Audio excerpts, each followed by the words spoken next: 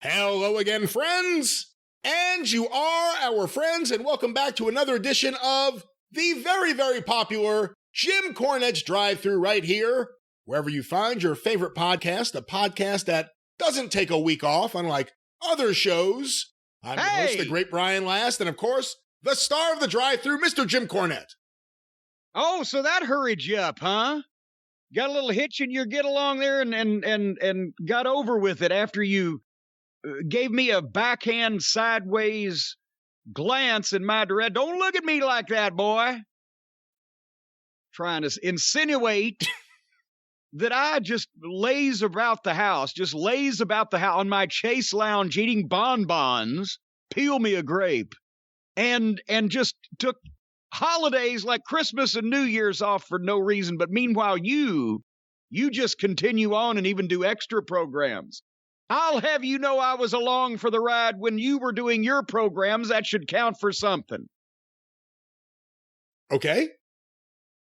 Well, don't malign me right here at the start of the program. Program, even though it says Jim Cornette's Drive Thru, you are the captain. That would make it your program. Well, but we've established it's your program because you're the captain. You steer the ship. You put the rudder in the water and keep us going in the right direction. You are the one who expunges the information from me. You reach in, and much like doing writer's cramp on an old-fashioned game of Operation, you delicately pull out the bits and pieces of knowledge and education and entertainment and enlightenment that flow from me so freely. So it's your show, because you operate all that. Well, thank you very much. And you bring up Operation, and boy, did that thing always look like so much fun in the commercial. And then you get home, and I don't know, you get bored with it after a little while, then you start losing the fucking bones and the different things that you find inside this poor man who has all these things inside of him. Maybe not the greatest, and you probably wouldn't consider it a board game, but Jim Cornette, what is your favorite board game? Well, you just shit all over Operation without even asking me what I thought about it. Then just ask me about board games, which that's not even a board game. That's a game, but it's not a board game. And I never got bored playing Operation. I got mad. I got mad because I could do everything besides writer's cramp, which was goddamn impossible. And that's because you could never get the writer's cramp, and that's why you could never actually fully perpetrate winning the game if that came up, and it was frustrating. I didn't have a lot of patience even when I was a child. I'll tell you what they should have done. They ought to bring that game back, though. And they ought to jazz it up for the new age, and they ought to have it, you plug it in the wall, and instead of just the bang, it actually gives you a goddamn good little fucking wake-up call, right? I don't know how many thousand watts is lethal. I'm not sure. Well, maybe give I thought you'd 50%. Be the expert in the chair. Well, no, I don't. Well, I think they give you too much. They overkill, so to speak, in the electric chair just to make sure, because they've had those issues in the past where the guy's eyeballs popped out and he shit his pants, but he was still moving. But if it's 20,000 volts that'll, finish things off, maybe they back it up to 50%. They give you 10,000 volts, whatever the case may be. And that way you'd have some tension and some drama, suspense in that game. But what is my favorite board game? I liked Clue. Clue was, when I was a kid, I still have this game on the bench in the antique room, sitting in front of the window where me and my mom used to play it. On rainy days, Disney's Adventureland game, where you got to go through all the adventures. Of course, after I was about 7 or 8, I'd been through all the adventures, but we had many fine, fun, rainy Sundays. But I liked a little Clue. Monopoly is always a surefire winner. That's right. And Trivial Pursuit, because I was deadly at that. You know what? Me too. That was my favorite. Unless I was playing against my dad, I would destroy everyone in my family. But now they got new Trivial Pursuits, and they ask questions about shit that's happened in the last 30 years I didn't care about, so I probably wouldn't be any good anymore. It'll level the playing field a little better. Well, I don't want a level playing field. I want to not only win, but dominate. That's the whole idea of the thing. Don't play shit unless you're an expert at it. You were never into Risk? I was never into Risk. I was into sure things. What about Etch-a-Sketch? I got my Etch-a-Sketch right up, as a matter of fact, 6 feet to the left of me and 5 feet up on the shelf. It's your childhood Etch-a-Sketch? Well, of course it is. What did I steal an Etch-a-Sketch from some street urchin? It could be one of these crazy wrestling fans. Johnny Dumbfuck's Etch-a-Sketch in here. No, it could be one of these people out there like, oh, look, I'm an Etch-a-Sketch artist. Here's a picture I drew of Jim Cornette. It could be one of those that you have up on your shelf. I don't know what you have there. No, it's a goddamn blank Etch-a-Sketch from 1963. And I never could draw on the fucking thing. But I tried a lot. It is difficult. And I have my little music box that played Farmer in the Dell from when I was like a year and a half old. I used to like to listen to that in my crib, from what I'm told. Well, it's your show. Anyway, no, you can't put this blame on me, pal. No, I told you today I'm going to be hard to handle. I had the sour belches this morning. Woke up a little heartburny. Because I overdid it on the white fudge-covered Oreos last night before bedtime. But this is still white fudge-covered Oreo season. They do it around the holidays and through the wintertime, and then you can't usually locate them through the rest of the year. But I overdid it. I've never seen those. What? Yeah, the white chocolate-covered Oreos? Oh, are you out of your fucking mind? White fudge-covered Oreos. The box with the snow in the background, and they're dripping the white fudge on top of the Oreo, and it looks so succulent and delicious on the box that you got to get one. And then they don't have as many Oreos of these as normal in the box. They only come in, it's 12 in a box. So basically 1 box per snack, but they're covered in white fudge. So it perfectly balances out because Oreos are too chocolate. Even the double stuffed, it's too much chocolate. I do like the golden double stuffed Oreos because then you have not only buku amounts of the filling, but also you have the golden cookie because, chocolate also for me contains some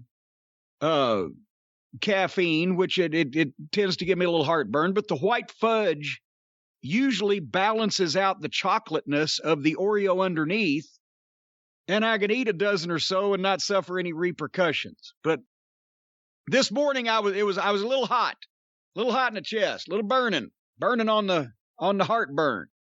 How the fuck, you can't take Zantac anymore. Well, now they've got some formulation out on the market, like we're going to trust them again.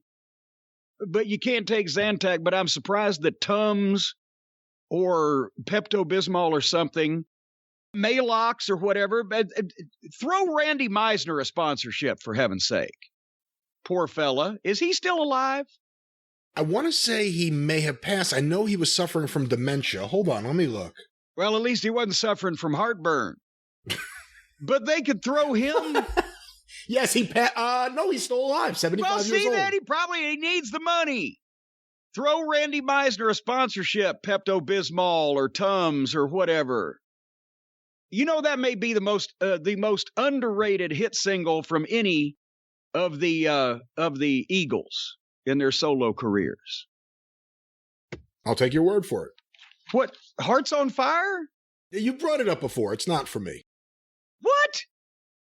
That's a classic radio song. In the summertime, even though it talks about the wintertime. In the summertime, in the radio with the windows down. Had myself a tall one waiting at the bar. Wasn't going to leave here till I had her in the car. The moon was glowing bright and the stars were standing still, waiting for my baby in the cold December chill. Yeah, not for me. I've been waiting. Oh, come on. Oh. All right. I'm going to stick an ice pick in my ear. Anyway, well, would you? Just keep singing. I'm going to go get an ice pick. Happy birthday to you. I'm going. No. I'm going, Alice. I'm going, Alice. Nice pick. Hey, you know what I wanted to mention to you? You bringing up the Honeymooners made me think of it. Did you see there's a second MeTV channel, MeTV Plus? I have not seen this. On my cable last night, I'm going through the thing, and whenever I can't find anything, which is often, I'll put MeTV on because it'll make me happy and I'll fall asleep to it. I find a second MeTV channel, which has a whole different catalog of shows. They had a Hawaii Five-0 thing yesterday and cartoons with the Pink Panther on it, like Sunday night cartoons. Check that out. See if you have it. It's a second MeTV. Well, no, because you know who I've got. Who do you have? Spectrum cable. They're not going to give me the MeTV Plus, just like they're not going to give me my 1 gig. They're gigless, is what they are. So I've got to investigate this further to find out if we've got a whole nother plethora of classic television over on another MeTV. I got to figure this out. Yeah, they had all the Western shows on yesterday, and I'm curious, now that you brought it up, do you have any recent thoughts about Spectrum? People have missed your comments about Spectrum. Well, as a matter of fact, I have emails that I've printed because I've been reading testimonials on the incompetency and the illiteracy and the criminality and the abrasiveness and obnoxiousness and the repugnance of Spectrum and their customer service and their product in general. And I have a few more, and we will have some of those on the experience this week, along with some other email shout outs as I've been working my way through. It's a wonder they didn't shut my daggum internet down so I couldn't get the emails of all the people telling me how bad they suck. What about them apples? Those apples sound fine. Nobody likes Spectrum. Fuck those guys. But fuck those guys. Oh, here's somebody you shouldn't fuck, except in a nice, platonic, but friendly way. Our friends over at Heritage Auctions. I mentioned this. It's a brand new year, and currently bidding is taking place. It's just started up. The auction goes until January 28th, but one more set of my Wrestling All-Stars trading cards, the original set, 36 cards from 1982, including the Hulk Hogan and Andre the Giant rookie cards, as they say, the high-grade collection from the vault here, featuring some of my photography, the Lawler and Dundee cards. And the final set, we auctioned all 3 sets, which was 36, 7, 200, over 100 cards in November. But if that was, as I've mentioned, too much of a bite for you to take of the burger and you just want to get down to the meat and cheese, this is the 36-card original set. And if you go to JimCornette.com, and on the banner on the homepage, you can click on that, and it will take you directly to Heritage site you can see the pictures of the graded cards, the information, and to place a bid between now and January the 28th. And once these are gone, they're gone. But if you want to get in on the ground floor, this is the first set. But it's your show. It's my show here on the ground floor. JimCornette.com, banner on the homepage. That's not my website. That's not your website, but it's my show. It's your show. You can have it. You want it? I don't want. You can ask me questions. You can have her. I don't want her. She's all right. Anyway. All right. Well, we have lots of questions and even some, I guess, modern wrestling takes. And I guess on that topic, Jim, before we get into the questions, and don't worry, everyone, not too much in the way of reviews here this week. Don't worry. Don't worry, everybody. We're not going to talk too long about the shows you didn't want to watch. Oh, boy, howdy. Yeah, and unfortunately, we did watch them, or at least some of them. And of course, let's start with AEW, get that out of the way. AEW did the first ever Battle of the Belts special. I was going to say network special, but it's not a network special. But the Battle of the Belts special on TNT, their old home. A Saturday night, big event, all the belts on the line. How much of it did you watch? What did you think? Well, actually, after that tremendous introduction, I almost hate to have to inform you, Brian, that you've put the cart before the horse here. Or in this case, you've put the shit before the stink. Because they had another show on Friday night on the same network. Oh, I didn't know we were watching that. Well, didn't know, but listen to this now. This is what I'm saying. This whole thing, even the AEW fans cannot in any way, shape, or form think that this was a way to launch a series of quarterly specials. And this is the point I'm going to make. They had a show of the same length on the same network the previous night that actually for wrestling was better. And there was no differentiation if you were watching the Battle of the Belts besides the name of the show, the Battle of the Belts, and the announcers being excited about it. There was no difference in that and an average Friday night episode of Rampage on the same network for the same amount of time. 2 hours earlier on Saturday night, that was the only difference. So I wanted to look at both of them real quick, also because there was another injury on Friday at Jake Atlas. He got knocked off the front page of, Injury Land by the guy who was more picturesque when he bent his arm back to where he could fucking stick his own thumb in his ass with his right hand from around his left shoulder. But otherwise, that's the point is, I know you can't just give away every big match, although Tony Khan tries, but you can't give away every big match for free on television. But if they launched a series of quarterly specials on this network that they were given as a make good, the network felt bad about having to shift them over to TBS. So do something with it. Make it something. It was like a Nick Goulas Night of Champions, where just every once in a while, if a town was down, he'd book 6 matches, make them all for titles, and he'd pull like the ladies' U.S. title belt out of his chest of drawers, or make the world 6-man champions, and you'd never see that title again. They just made shit up. So real quick, on Friday night on Rampage, the opening match was Adam Cole against Jake Atlas. And remember, we talked about this on one of the shows last week, where this is a guy that old Uncle Dave just went nuts over. He's outstanding. He's fantastic. He's fabulous when he was in the Indies. And we'd seen him on NXT, and it was like, sorry, it ain't there. So I wasn't going to even watch this show, but when I heard the guy got hurt, I heard that this match was on. I thought, okay, I will watch to see whether I missed something about the guy and what happened here. And I'm not happy he got hurt.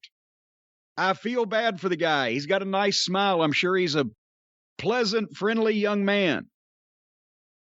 But here is Adam Cole on Friday night on national cable, going 20 minutes with a guy that nobody has ever heard of in the overall scheme of things. They may remember him from NXT. He's not been on any other television.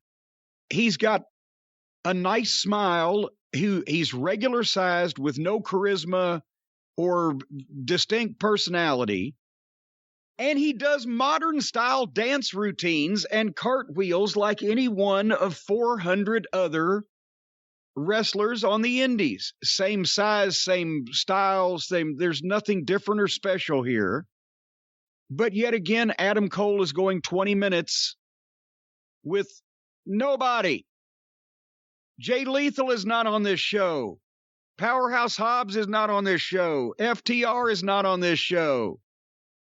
We could talk about other people that aren't on this show, but it's filled on a weekly basis with guys that wrestle like Uncle Dave likes, and very few who wrestle seriously or try to get over or sell tickets or know how to do that.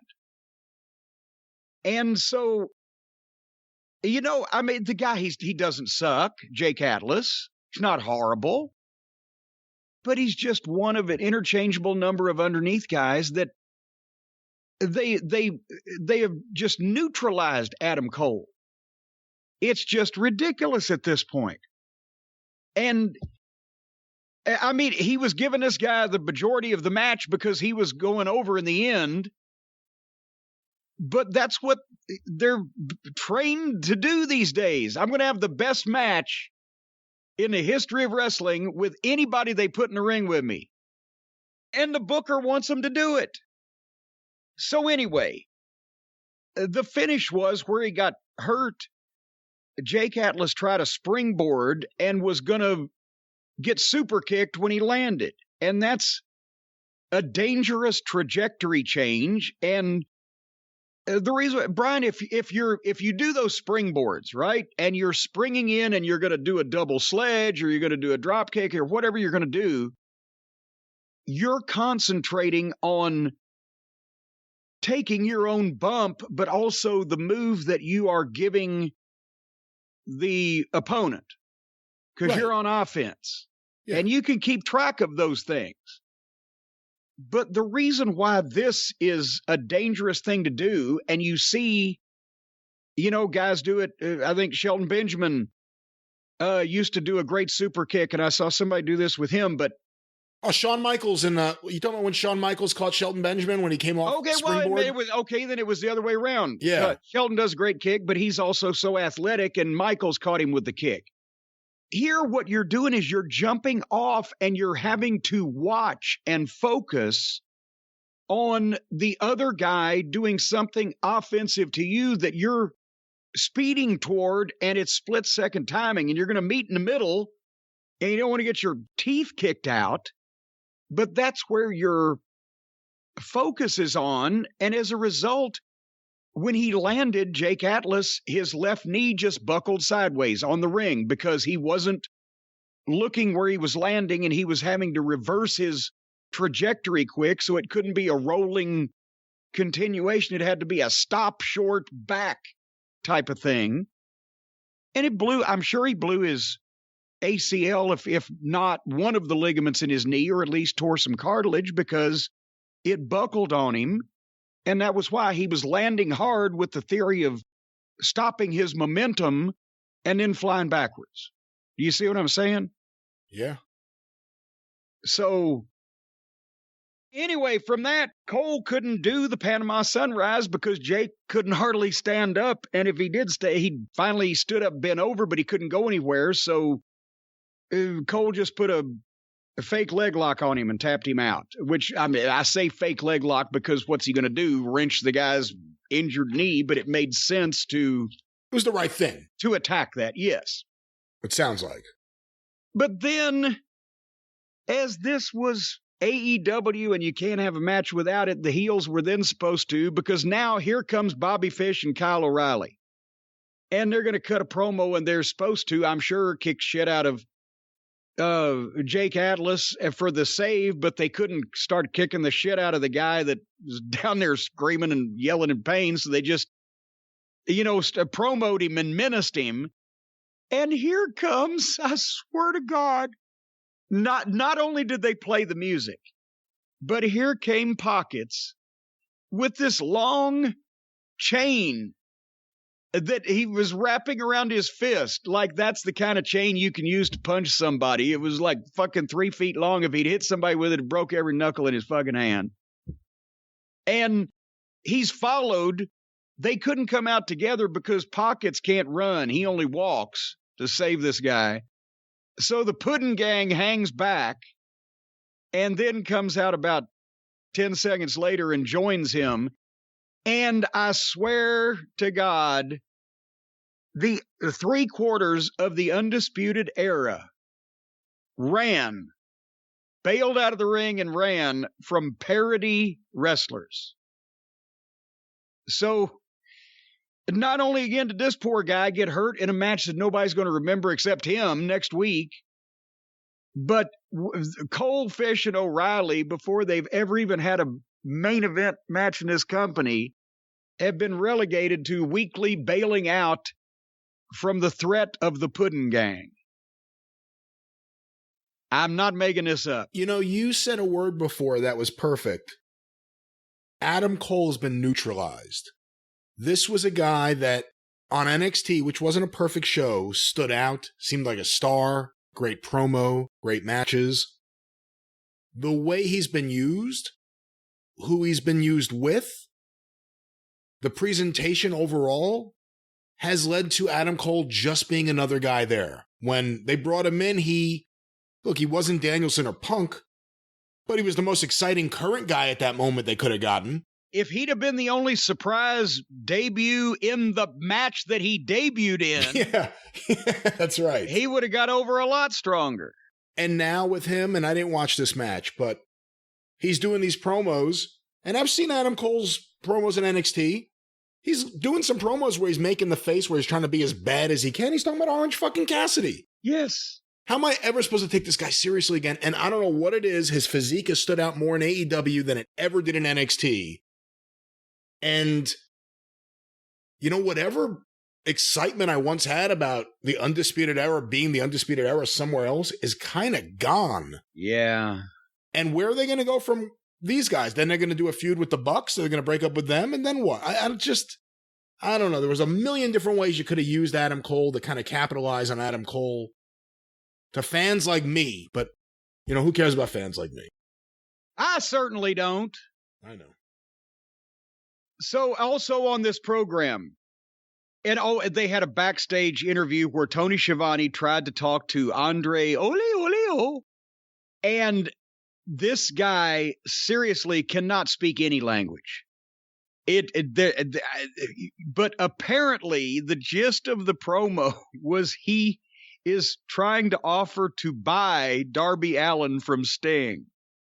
What? Are you serious? Yes, because he's like, Tony, why does Sting have this little boy work for him? I think I want to buy him. I swear he wanted to buy a little boy? Yes, he wants to buy the little flunky, the little Darby Allin from Sting, because he's convinced that, and Tony's like, well, they're friends. He doesn't work for Sting. And it didn't register. So I don't know what the offer is yet. If I was Sting, I'd maybe seriously consider at this stage of the game. The market's down. Hey, if Andrade has all this money, just take a long cruise. Don't come back. You're not doing anything here. You're boring. So, but here's the thing. What you missed, the biggest part of the show that you missed was another Hook match. Oh, no. And I'm telling you, guess who Hook was one-on-one with? I have no idea. Solo. Oh, that's right. I did see a promo for that on Dynamite. No Comarato, no Agogo, but Solo with QT. And so now, Solo and QT are heels. So I thought Team Taz were heels, and part of Hook's appeal is he's a prickish little heel, but he's a babyface now because the people are cheering him, so who the fuck knows? But when you look at Hook, he looks 30 from the neck down and 14 from the neck up. It's insane. He looks like a badass from the neck down, but he's got that in the hair. But again, this was a highlight of the show. He just throws, wrestles, and stretches guys. And that's so old, it's new again. Nobody does this shit. And his strikes are looking decent for a rookie. And fucking Hook dominated most of this. QT interfered with a little trip once, and Hook came out of it. And the people loved him. And he cross-faced Solo a couple times and then choked him out. And then QT came in and got in his face, and he trapped QT for one of those Taz plexes and fucking suplex QT. So that was the highlight of this program, because before we had, the Cole and Atlas match also, it wasn't like that it was a dream match for the fans of cartwheel cheerleader wrestling. It was a little slow and etc. there, so nobody was really going to like that. And we saw Hook, and then I swear to God, I'm not making this up, Brian. They had a tag team match, playa. You know who the tag team match was with? Was it a women's tag team match? It certainly was. Britt Baker and Riho were in there somewhere, I'm sure. Britt Baker and Jamie Hayter against Ruby Soho and Riho. And did you see somebody on Twitter did the editing and had the Duran Duran song, "Her name is Riho," and she dances on the set. So we had to look at Riho on every television program of the week because an EVP in the company has an unhealthy fixation on small, undersized Asian women. And this is a fact that was not lost on people on Twitter this past week when they were remarking on him having an unhealthy, unnatural fixation on these small, undersized Asian women. And old Twinkle Toes took to try to defend himself on Twitter against this and now has predominantly 80% of the population thinking he's a fucking creep. And part of the way that he defended his activities and actions in Japan over the years was by telling some guy that had an issue with him wrestling children that the guy was a pedophile because the guy's Twitter profile picture was of him holding his little baby daughter, not suplexing her or giving her a Tiger Driver 98. Well, very often the people who complain about other people's behavior do the exact same thing when it fits them. Often.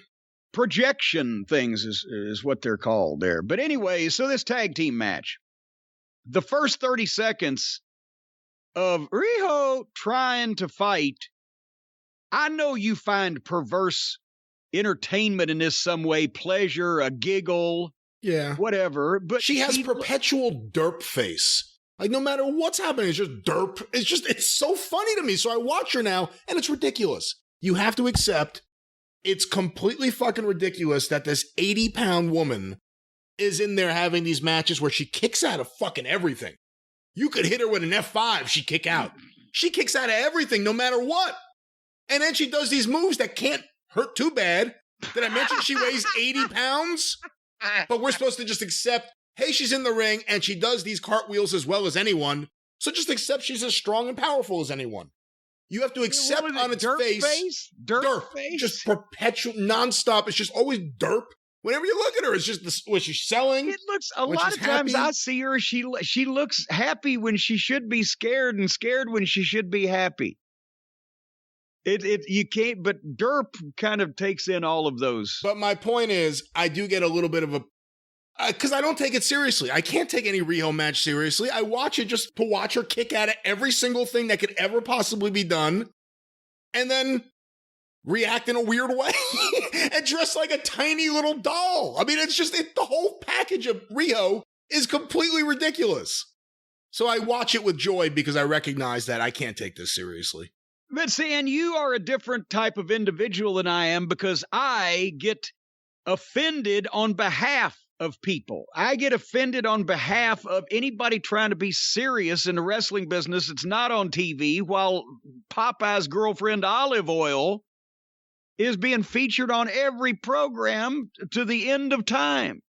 And I get offended because since this has been my profession all of my life, when it is completely embarrassed and ridiculed, not only by the people that hate it, but also by the people that get in the ring and try to do it when they can't and they shouldn't. It offends me. After 15 minutes of television time on a major cable network, Riho pinned Jamie Hayter. Well, obviously, Jamie Hayter's the biggest person in that match. Of course Riho would pin her. Of course she would. What's wrong with you? What did you think was going to happen? And then the main event, I'll have you know. I thought that was the main event. I'm surprised. No. The main event, I'll have you know, it was a first for AEW. I only mention this because it is the most ridiculous thing when you think about it. I wish I'd have thought of doing this 30 years ago. And I probably would have done it because back then you never did anything like this. But now this is just taking something that is already overdone ridiculously and taking it to the next level. And of course, I would have shot it differently. But the main event was a 6-man street fight, no DQ, lazy booking, with none other than the stars of our show, Daniel Garcia and 2.0, against Santana and Ortiz and Eddie Kingston. And you'll remember they shot an angle for this on Wednesday night because, of course, you have to shoot an angle for every match that you book on television. That's the way of the Booker of the Year. It's the most preposterous thing I've ever seen in my life.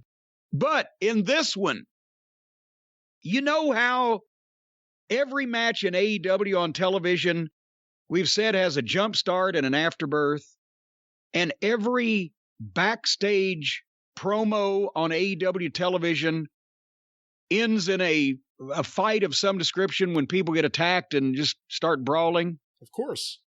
They managed to combine the two, Brian. They jump-started the street fight in the pre-match interview. They're doing the Mark Henry's opponent split screen thing. And they fucking jump-started while the fucking heels are going, here comes the baby faces, and they jump-started the match in the pre-match interview, and then Mark Henry says, it's time for the main event while they're already fighting. And then they went to break. And they went to the break for 3 minutes. Oh, and when they come back, there's your momentum. They're fighting in the entranceway. So they couldn't... If they were going to do it, they couldn't even go all the way with it. They couldn't jumpstart it, and you see, because there goes the big mo, right? There goes all your momentum. They couldn't stay with it. They went to the break, and then they came back. So there was a jump start in the attack in the pre-match interview, a jump start of the match, and they had 15 minutes left on the air. So they did every indie garbage match that you've ever seen with trash cans, and the whole match was on the floor and chairs. Who the fuck in their right mind books no DQ street fight garbage matches on free TV with underneath guys just to have that stipulation? But having said that, that was the Friday night show that they do every week. I'm about to tell you what they did on Saturday night. Tell me it was any better. Actually, it was worse because they didn't have Hook. Now we're ready for the Battle of the Belts, right? Before the Battle of the Belts, I'm assuming you had a good breakfast. Yes, because I had a Battle of the Breakfasts. I had a wonderful breakfast. And that breakfast came from our friends at Magic Spoon. See, I'll just go right to it without transition. Dun, dun, dun, dun. You know, but honestly, it's the new year, right? We're only a week into it. Everybody had New Year's resolutions. Everybody wants to turn over a new leaf. Everybody wants to do something positive, whether it's exercising or saving time in your morning, get out the door quicker and get back home quicker and enjoy your evening quicker, or it's eating healthier, or whatever. Well, Magic Spoon fits in with everything because you can save time. You don't have to cook a big breakfast. You can cook this cereal. As a matter of fact, once the frying pan gets real hot, that shit starts jumping. It'll put somebody's eye out, but you don't need to cook it if you don't want to. Don't cook Magic Spoon. That's not a recommended use for Magic Spoon. We shouldn't even be talking about this when it comes to Magic Spoon. I'm just saying, if you're one of these people who likes fried cereal, you can cook it, but you don't need to. It tastes just great, even if you don't fry it. And that way you save time on your morning routine. And also, you're going to be healthier. Well, you know how long it takes to get up and wait for that hen to lay those eggs and then fry that cereal. And if you don't have any bacon grease, you got to go next door and ask if you can borrow some bacon grease from Gladys so that you can fry the Magic Spoon. But anyway, the point is you can save time this way in the morning, and also you can be healthier. Healthier. That's the key for the year 2022, because Magic Spoon has 0 grams of sugar, 13 to 14 grams of protein, and only 4 net grams of carbs in each serving, only 140 calories a serving, especially if you don't fry it in lard. It's keto-friendly, gluten-free, grain-free, soy-free, and low-carb. You've never had a good frying pan full of fried cereal? I have not, and the good thing is with Magic Spoon, you don't need that because it's so delicious and nutritious that the idea of frying it would be so preposterous and also negative to the wonderful taste experience you would have and the nutritional element. Can't forget that with Magic Spoon. Well, don't knock it until you've tried it, but it is time consuming. But anyway, you can build your own box, folks. They've got the flavors that you love, and the custom bundle can be assimilated from cocoa, fruity, frosted, peanut butter, blueberry, cinnamon, cookies and cream, and maple waffle. Yes, those last couple are back permanently now because of popular demand, because they were very popular before they pooped out before. Anyway, and boy, I'll tell you what, if you're talking about pooping out, it's going to be easier than ever on the Magic Spoon because it'll keep your insides doing what they're supposed to be doing. Good gut health. Gut health is essential for happiness, which includes popular pooping. So anyway, go to magicspoon.com/Jim if you're not pooping, and grab a custom bundle of cereal and start your new year off right and use the promo code JIM, that's JIM, at checkout. You're going to save $5 off your order. Do you know how much $5 can buy these days? It's like Frank Morrell used to tell me when I would complain about my payoffs. I only got $50. He'd say, boy, you ever seen $50 worth of ham and eggs on a plate? He had me there because I never had. Folks, magicspoon.com/Jim and use the code JIM at checkout to save $5 off guilt-free cereal. If you eat this cereal, you can commit any crime, no matter how heinous, and be free of guilt because it makes you free of guilt. This is a guilt-free cereal. Thank you, Magic Spoon, for sponsoring this episode. Thank you very much, Magic Spoon, for sponsoring this episode, and we'll move well past the frying of breakfast foods into the frying of a wrestling product on Saturday night. Well, it was the Battle of the Belts. I wish I could think of a funny pun, but I can't. The show wasn't worth it. This was the most lackluster. This television program, if it had been on Beale Street after midnight on a Thursday night, would have been arrested for mopery. Mopery and attempted gawking. It just stood there and looked at you. Somebody's calling me right now to fucking complain about what I'm saying. The interim TNT championship was the first match. We know the story that it was supposed to be Cody and Sammy Guevara in the rematch of the match they just had 2 weeks ago that nobody was really clamoring for a rematch on. And then Cody becomes quarantined due to their medical protocol. There was a one-day, I think, tease there where, who is it? We were pulling for Riho to go into quarantine. But unfortunately, it was Cody. What do you think it is? I mean, we just saw this happen when Chris Jericho oversees a non-COVID medical issue. They did not give us that here. So I'll give you the two options once again. Well, no. Is this COVID or syphilis? What? If it could only be the simple syphilis. No, they said on something, on Twitter or somewhere, that he's in quarantine because he was somewhere, if family was exposed or someone in his circle was exposed, or that's the story that they were telling at that point. I don't know, but it is COVID related. Yeah, that super spreader wedding from what I hear. But anyway, hopefully he'll be back soon. Did they have another wedding? They must be shooting the reality show again. Well, why else would you have a wedding? Anyway, so Cody's quarantined. So they announced that Dustin will take his place. Okay, and honestly, Dustin Rhodes is incredible at this stage of his life, what condition he's in, and he's always been a fantastic worker. But, I mean, he's not positioned in this company as a marquee value name. He's brought out every so often to have a great match with whoever he's in the ring with. And yes, he's Cody's brother, but this was supposed to be, I'm just thinking like this is not, maybe the network has taken the tact with Battle of the Belts. Okay, we promised them, even though now we're not moving both their shows. Now we're stuck with an hour of this shit on Saturday nights every 3 months. If they're taking that attitude, then maybe Tony said, well, fuck them then. if they're being like that, then I'll give them what they think they're getting, another blasé bullshit wrestling show on a Saturday night.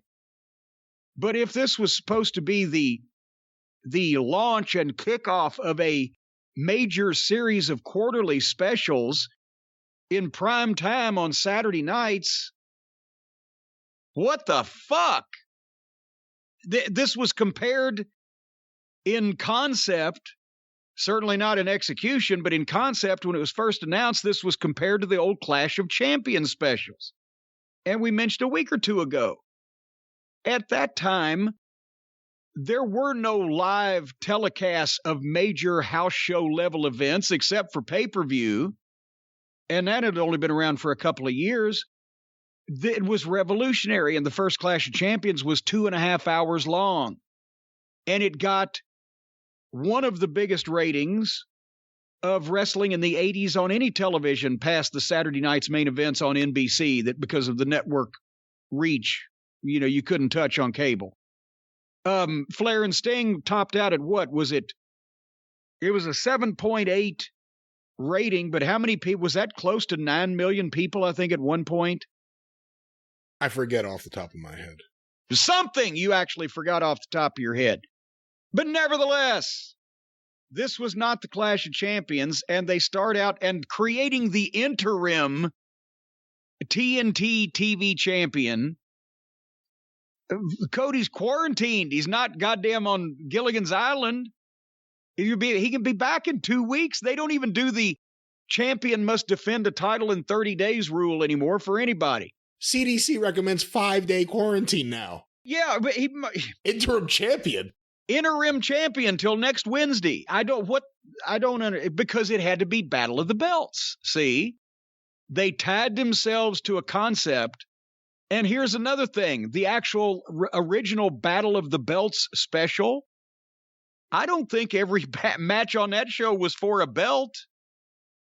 It was headlined by Flair and Wyndham for the world title. That was Battle of the Belts 2, wasn't it? Well, that was 2. Okay. But point is, all 6 matches on these shows were not for a belt in my memory. But here it has to be for the interim TNT title because it has to be for a belt. So the interim champion till next Wednesday is still Sammy Guevara. Or is Sammy Guevara. Again, not only was this okay, if there was a marquee main event on the program, this might have been okay because it would. Dustin's great and we like Sammy, but both of them allowed their worst instincts to prevail, and there's nobody in charge there because Tony has no balls, and he claims to book, but he doesn't tell his guys what they can do and what they can't do, which means he's not the booker.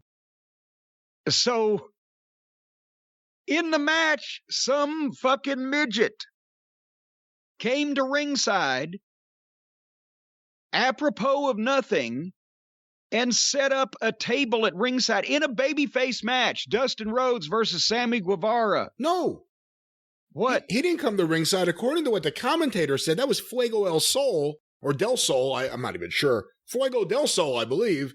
He came out from under the ring. They said he was under the ring the whole time. Oh, Jesus Christ. All right.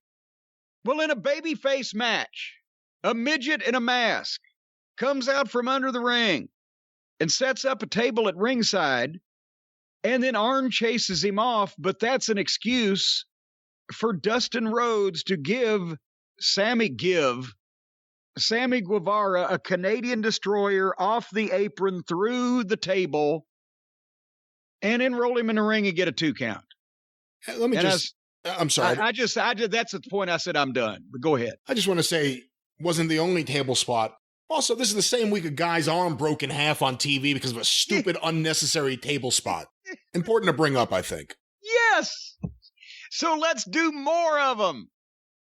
So anyway, I was done with that. I don't know what happened otherwise, and I know Sammy was holding the belt up at the end.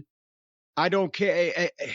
Even Dustin has to prove to the young kids that he can still go and that he's not an old dinosaur, and he's open to new ideas to the point where now, instead of them learning from him about what not to do, He's learning shit that he shouldn't do from them. Go ahead. Well, guys who are hanging on have to do what they have to do. I mean, there's a saying, I don't want to name other guys because some of them you're friends with. I was about to say something, but I won't. After the match, Daniel Garcia ran in and attacked Sammy. So that's the next one they're building up, Sammy and Daniel Garcia. I swear to fucking Christ.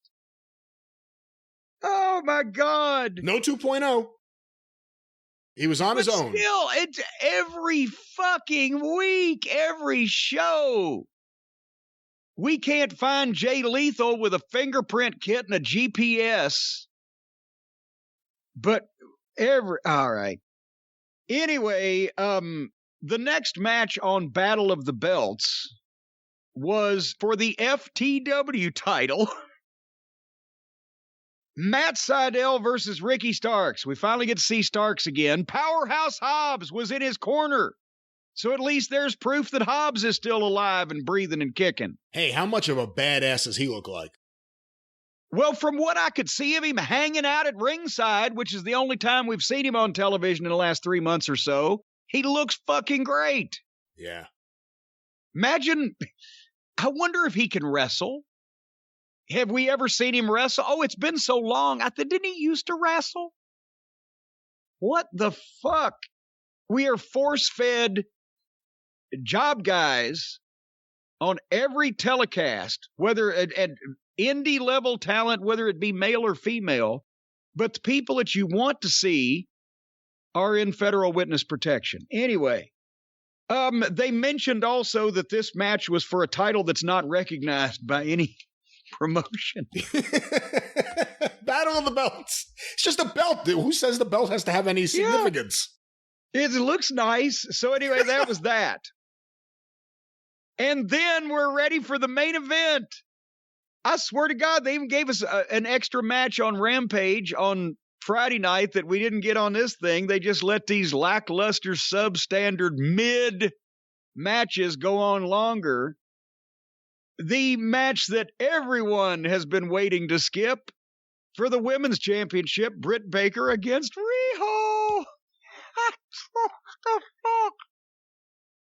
Somebody, is there anybody left out there who can actually, with a straight face, say that this is not happening because one of the executive vice presidents has bizarre interests? It's comical at this point, as we mentioned before, except I take this shit more seriously, so I get somewhat offended. But the main event of the modern 2022 version of Battle of the Belts is a dentist versus Popeye's girlfriend. And to be fair, Olive Oil looked tall. She was as tall as Popeye. She was tall. She was a tall girl. I fast forwarded this to see if we were getting swerved and somehow Punk would show up at the end or anything. And on the on-screen speed search, they had a table out at ringside within the first 3 minutes of the match. And they did table spots after they'd just done table spots with the guys in the first match, after they had just hospitalized half of their former tag team champions on Wednesday night with a table spot. This was more than 15 minutes of national TV, and even I was embarrassed for poor Tony Khan. And I don't know what hold that old Twinkle Toes has over him, or has he just promised this guy something and now he has to go through with it, even though it's detrimental to his business and people make fun of his television program? Is anybody seriously interested in seeing this malnourished frilly little schoolgirl do all these things anymore if they ever were to begin with? And so often, we lucked out in that we don't have to watch Twinkle Toes on TV for a while, but we've still got to suffer the influence of his picadillos and peculiarities. And I feel bad to get Britt Baker here, Jamie Hayter on Friday night. all these girls having to work with her and act like this is all normal, and that any other promotion would be allowing this to go on or would even book this little girl because of whatever, that not any talent that she possesses or that people actually want to see her have matches, but because of whatever fixation he has, even if it's a fixation just on being right.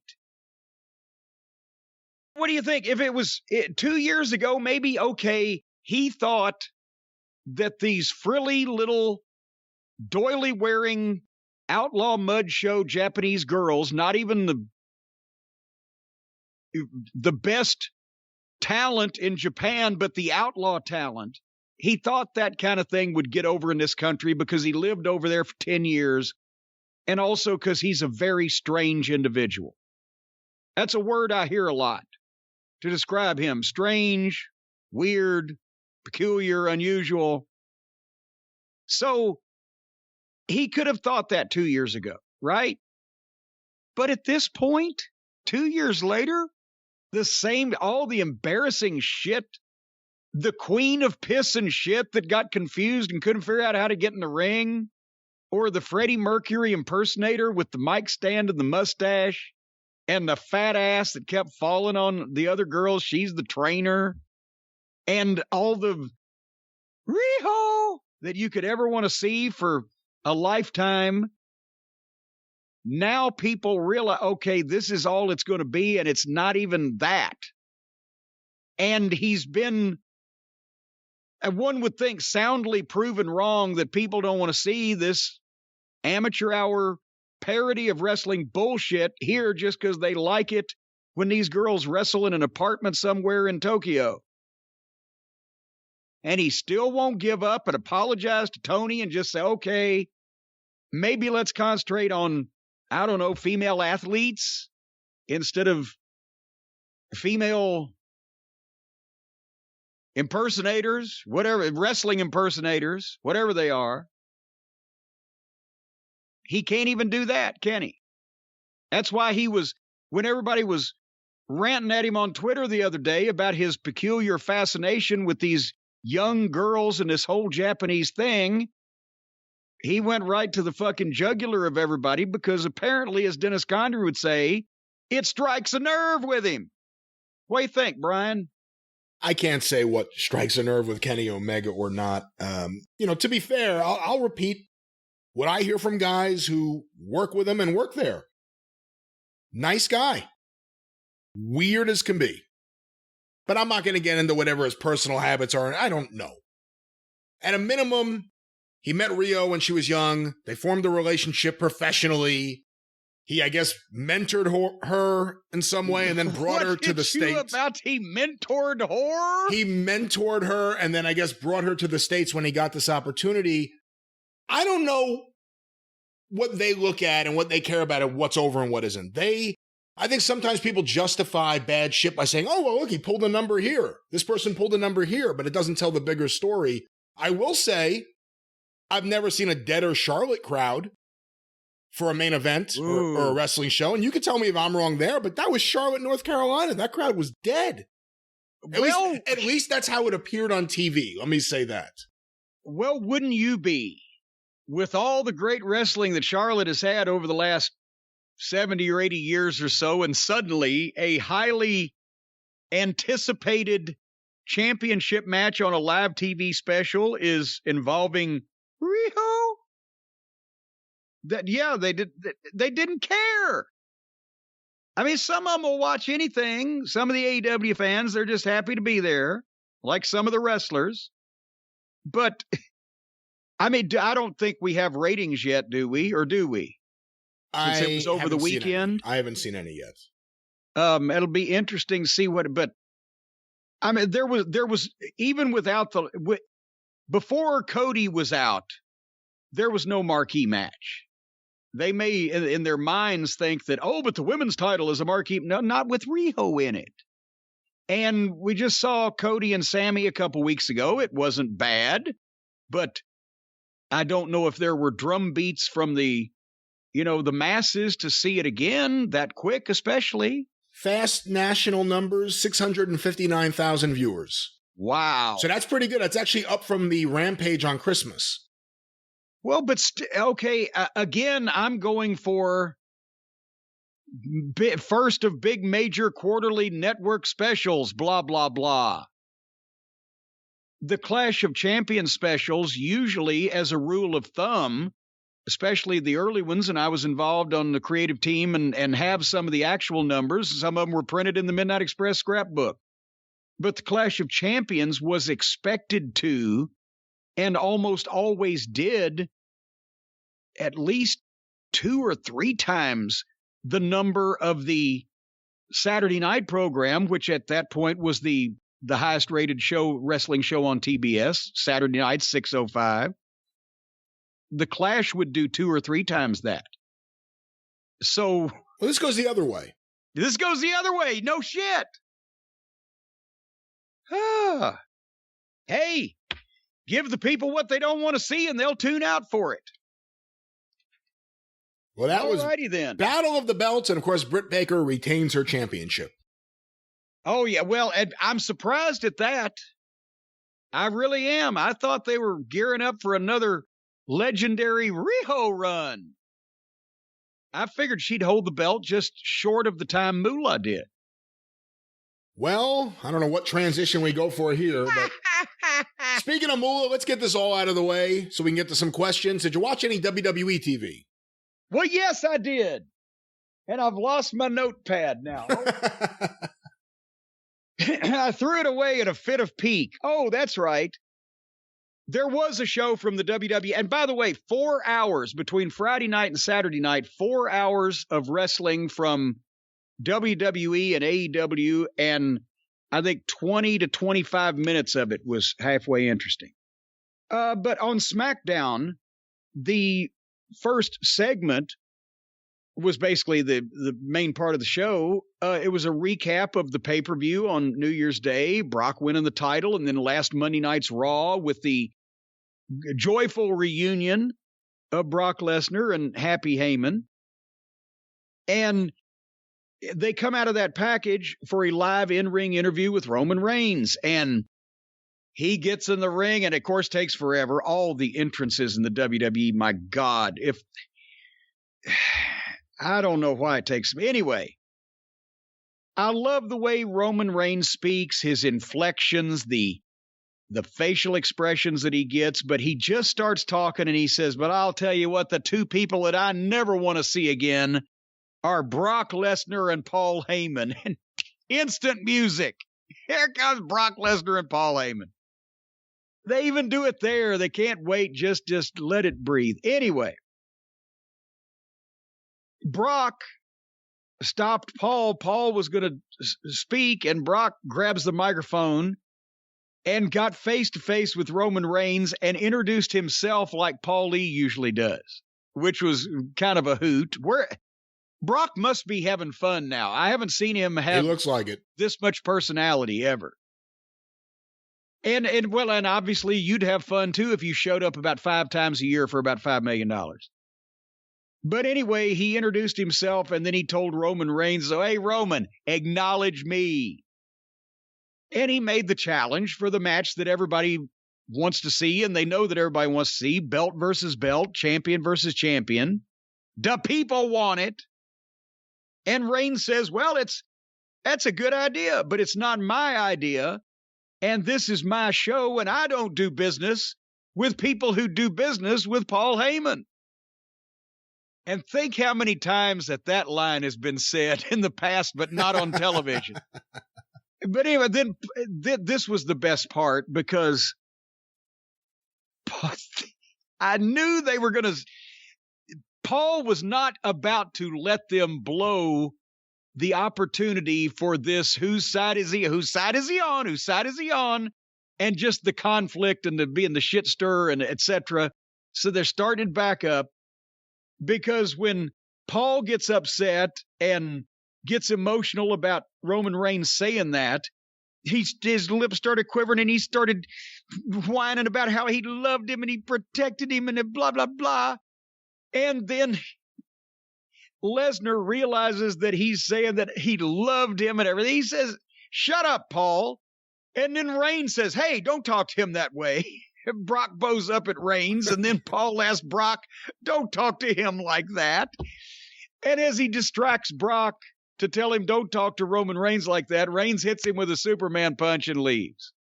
But at the same time, Brock is not stretched out. Brock is sitting up, rubbing his jaw and kind of getting a smirk out of, well, I turned my head on him. So we still have a mystery in terms of Paul is just such a weasel. It's not necessarily now the mystery of whose side is he on, but the mystery is probably still who will he stab in the back, because that's what Paul does. But at least they're still bickering over Paul and either his affections or their relationship with him. But that was, we'll talk in a second about the rest of the stuff that was on this program, but that was it. If you saw that 15 minutes, that's all you needed to see. That's where we're at. We'll get 15 minutes of good wrestling, even though they're not wrestling, they're talking, but it's pro wrestling from SmackDown whenever Heyman, Reigns, and Lesnar are involved. And on the other channel, we'll get, professionalism when Punk and Danielson, a couple other people are involved, and it's going to be a great match. And otherwise, it's cat shit. And most of this stuff is not on the rest of SmackDown, and the WWE is not, it's not necessarily hilariously awfully amateurish, but it's just not worth even fucking watching. Well, there's a reason why so many people love wrestling talk now. It's because they don't like to watch wrestling. And they miss just talking about wrestling and caring about wrestling. It's hard. It's hard to get through these shows.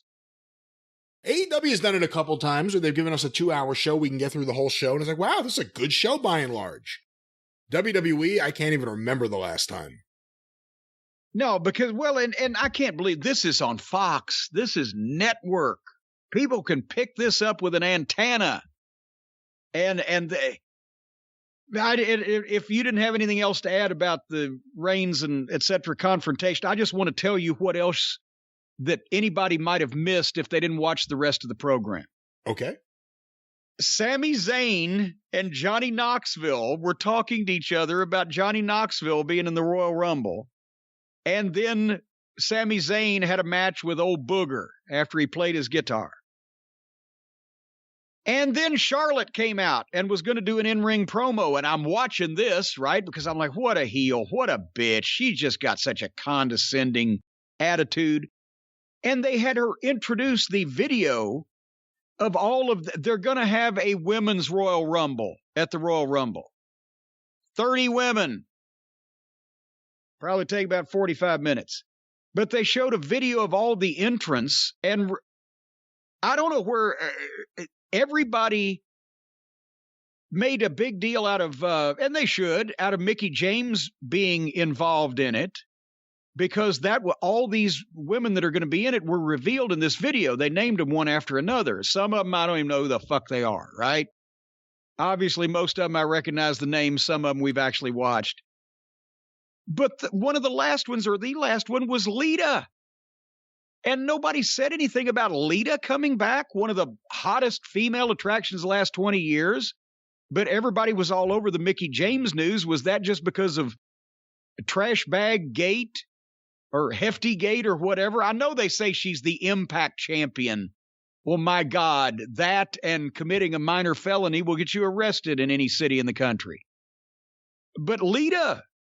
When's the last time she did something? She's been back. She did commentary a few times. I mean, I don't think Lita's as special now. I think Trish is still really special when she comes back, but I think Lita's been back a few times. And with Mickie James, the idea that, the first thing people started saying was, oh, WWE has broken down the forbidden door now because they're working with Impact, or at least using an Impact wrestler on their show and acknowledging Impact, which is probably a nice way to get around her little Impact contract. But that was the story. Mickie James was the one who spoke up after she was released and talked about the awful experience with them, correct me where I'm wrong, taking all of her belongings and putting them in a trash bag. Yes. And just sending it to her that way. Well, and also we said all of her belongings, apparently she had left because the girls have more costumes and ephemera. So she had left some of that stuff, and she was apparently released without ever being able to go back and again and get it. But the story apparently progressed that it was kind of condescending, fire somebody and then send them their shit in a hefty bag. But apparently she wasn't the only one that happened to, and that was something that I guess Mark Carano or whoever was in charge of getting these things done thought, well, I'll put the stuff in the garbage bag and wrap it up so it doesn't get dirty or anything in the package. He thought he was doing them a favor. It was a little much. But anyway, they should bring him back for the Royal Rumble. Mark Carano. Yeah. Put him in the middle of all them. But anyway, so Charlotte reacted to the video and the competitors and etc. And then she said, but I want to announce a game changer, a legend, someone you all admire that's going to be in the Women's Rumble. Her. She's the champion, but she put herself in the Rumble because she wants to be the first champion to ever enter the Rumble, win it, and then pick her own challenger, which actually is fucking great. And they shouldn't have wasted it on this situation. That's how they get Brock Lesnar in the fucking Rumble, to fucking go after Roman Reigns at WrestleMania. And they've done it with the girls. But it's brilliant. And then here came Naomi, and she's all day glow, and she wants Charlotte to pick her and put the title on the line now. And they had a match. And Naomi was about to beat Charlotte by count out, but Sonya Deville wouldn't allow anybody to be counted out because she's a heel and hates Naomi. And they did 15 more minutes after that, and Charlotte won finally. But as long as I could hear Charlotte talk, it was fine. Once that other people got involved, I paid less attention. They actually had not only Happy Corbin, but also Madcap Mush do a in-ring comedy segment, and then had a tag team match with them against the Viking Raiders. And then Adam Pearce tried to tell Roman Reigns who his opponent was going to be at the Royal Rumble, but Roman told him to get the fuck out of there and pick whoever he wanted because he wanted to watch the Usos match. So the Usos wrestled the New Day for the 747,000th time in a, guess what, Brian? No rules street fight. Oh, boy. You never see these things on television. I mean, I'm telling you. And it was a sanitary WWE street fight where they had, like, you know, a brand new chair and a brand new garbage can. And at one point, one member of the New Day was wearing a gladiator helmet. And then Jeff Walton must have been booking. Well, there you go. The gladiator death match. And then they used, guess what? You're never going to guess what the finish of this match was. Did they have any tables? They put a motherfucker through a table. 1, 2, 3. The New Day got beat. That's the new suplex. It's the new fucking headlock. It's the new tie your bootlaces.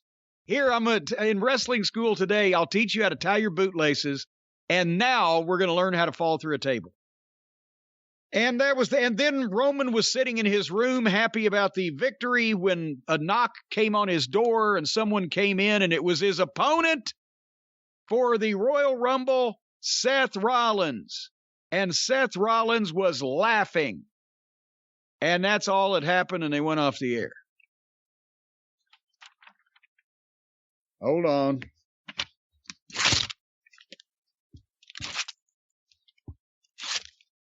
I'm not going to eat it. I'm afraid I poisoned myself with that ink that one time that I ate them. Well, you know, to be honest, the time you ate it, you were really fired up. Why would you eat it now?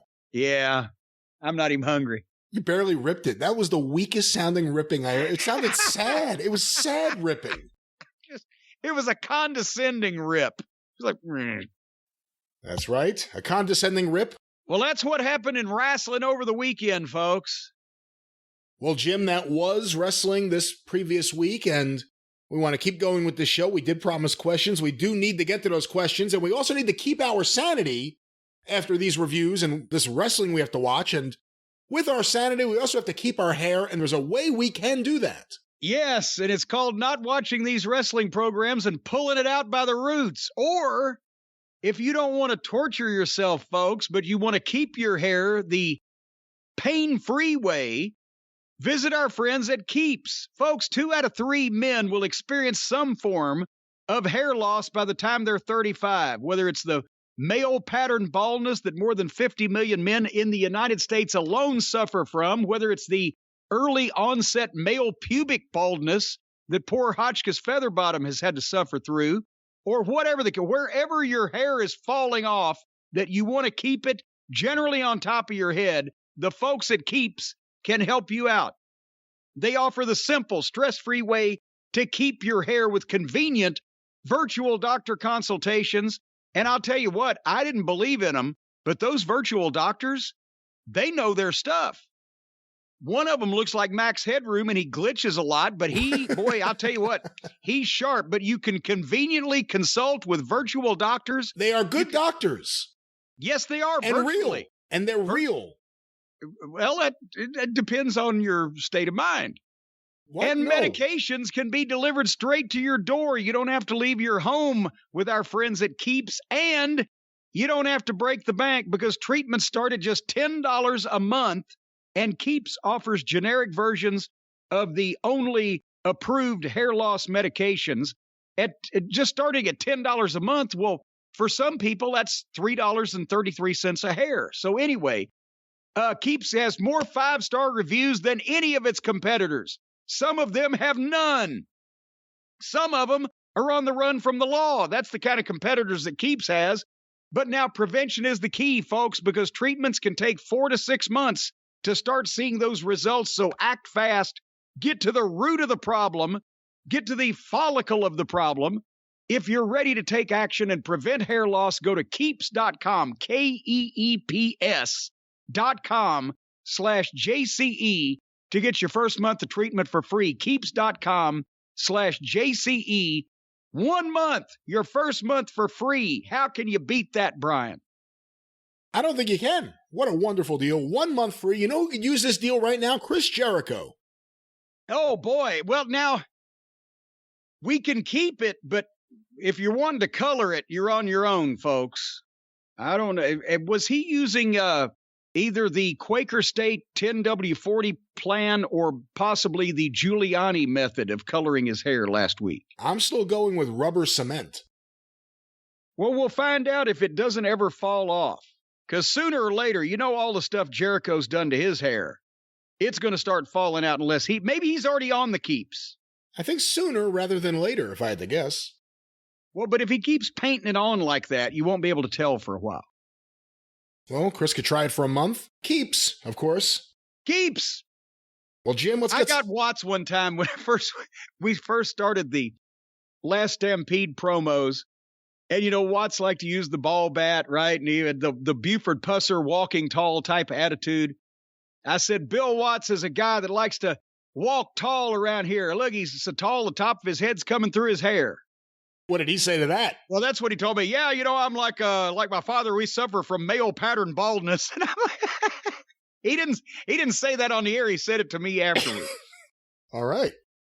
As an explanation for why he was partially bald at the time.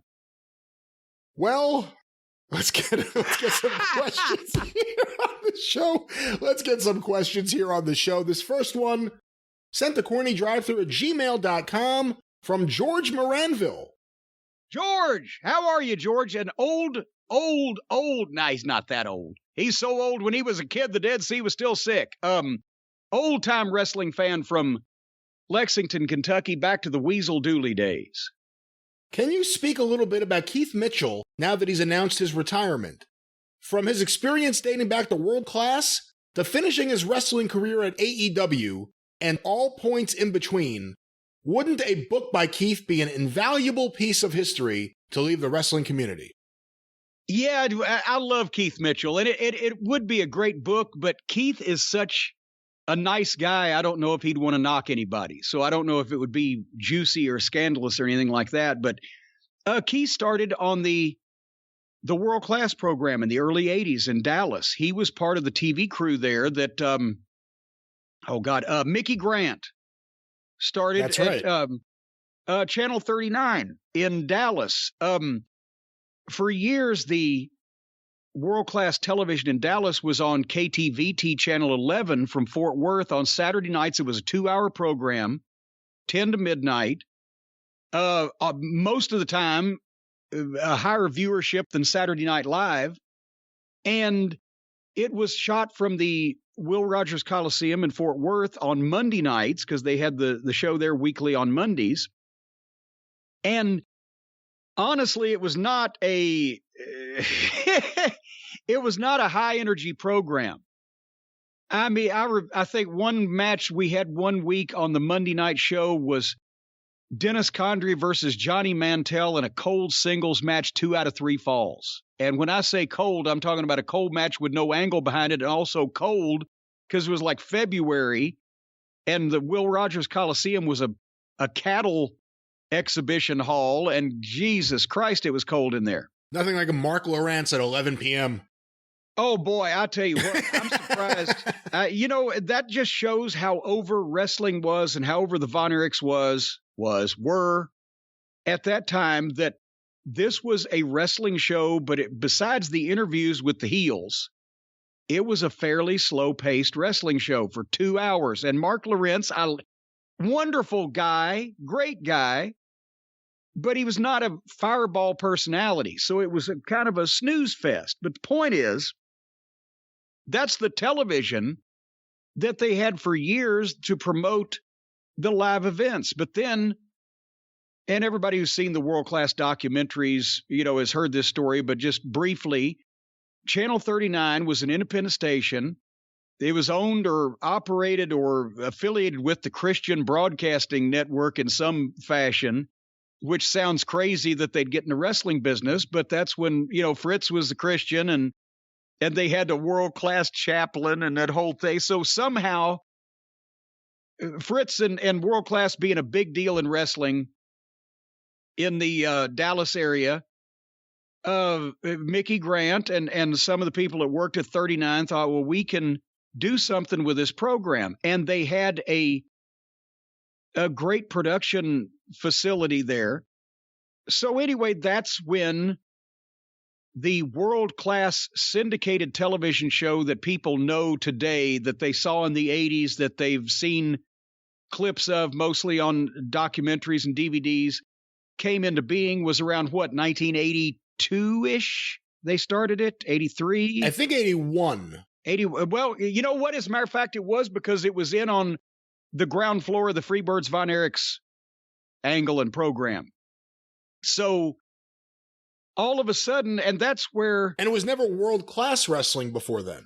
That was where the name world-class came from.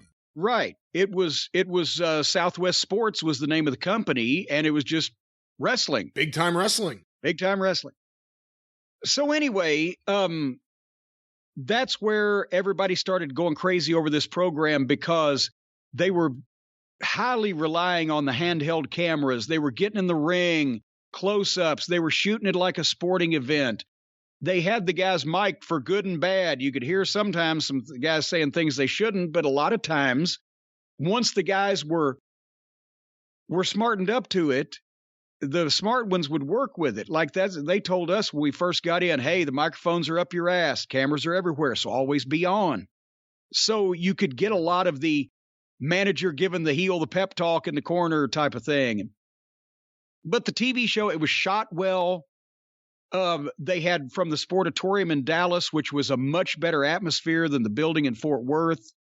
They started using more main event matchups because, it was really taken off and the territory was hot. And that television program was kind of the cutting edge of wrestling television production, even past Crockett, who had a bigger territory, was taking in more money. They had bought the Nemo truck and were doing tapings in the arenas at that point, but they didn't have that one location like the Sportatorium that all the Carolinas crowds were always enthusiastic, but they just, not only did they have the crowd there in the Sportatorium, they were from Dallas, they had the TV station behind them pushing for the syndication, and it just got hot and took off. And that program at one point was behind only Vince's in terms of overall national syndication until, Crockett got heavy involved in trying to expand. And Keith Mitchell was a director and producer and was on that crew and went from there, not directly, but pretty much straight away. When Dallas was, on its last legs, went to WCW, and Keith was part of the television crew for WCW under TBS from the late 80s through pretty much the demise. And so, and most all of it was not his fault, folks. And then, because obviously he had so much experience, he knew everybody. He had worked with all the top guys.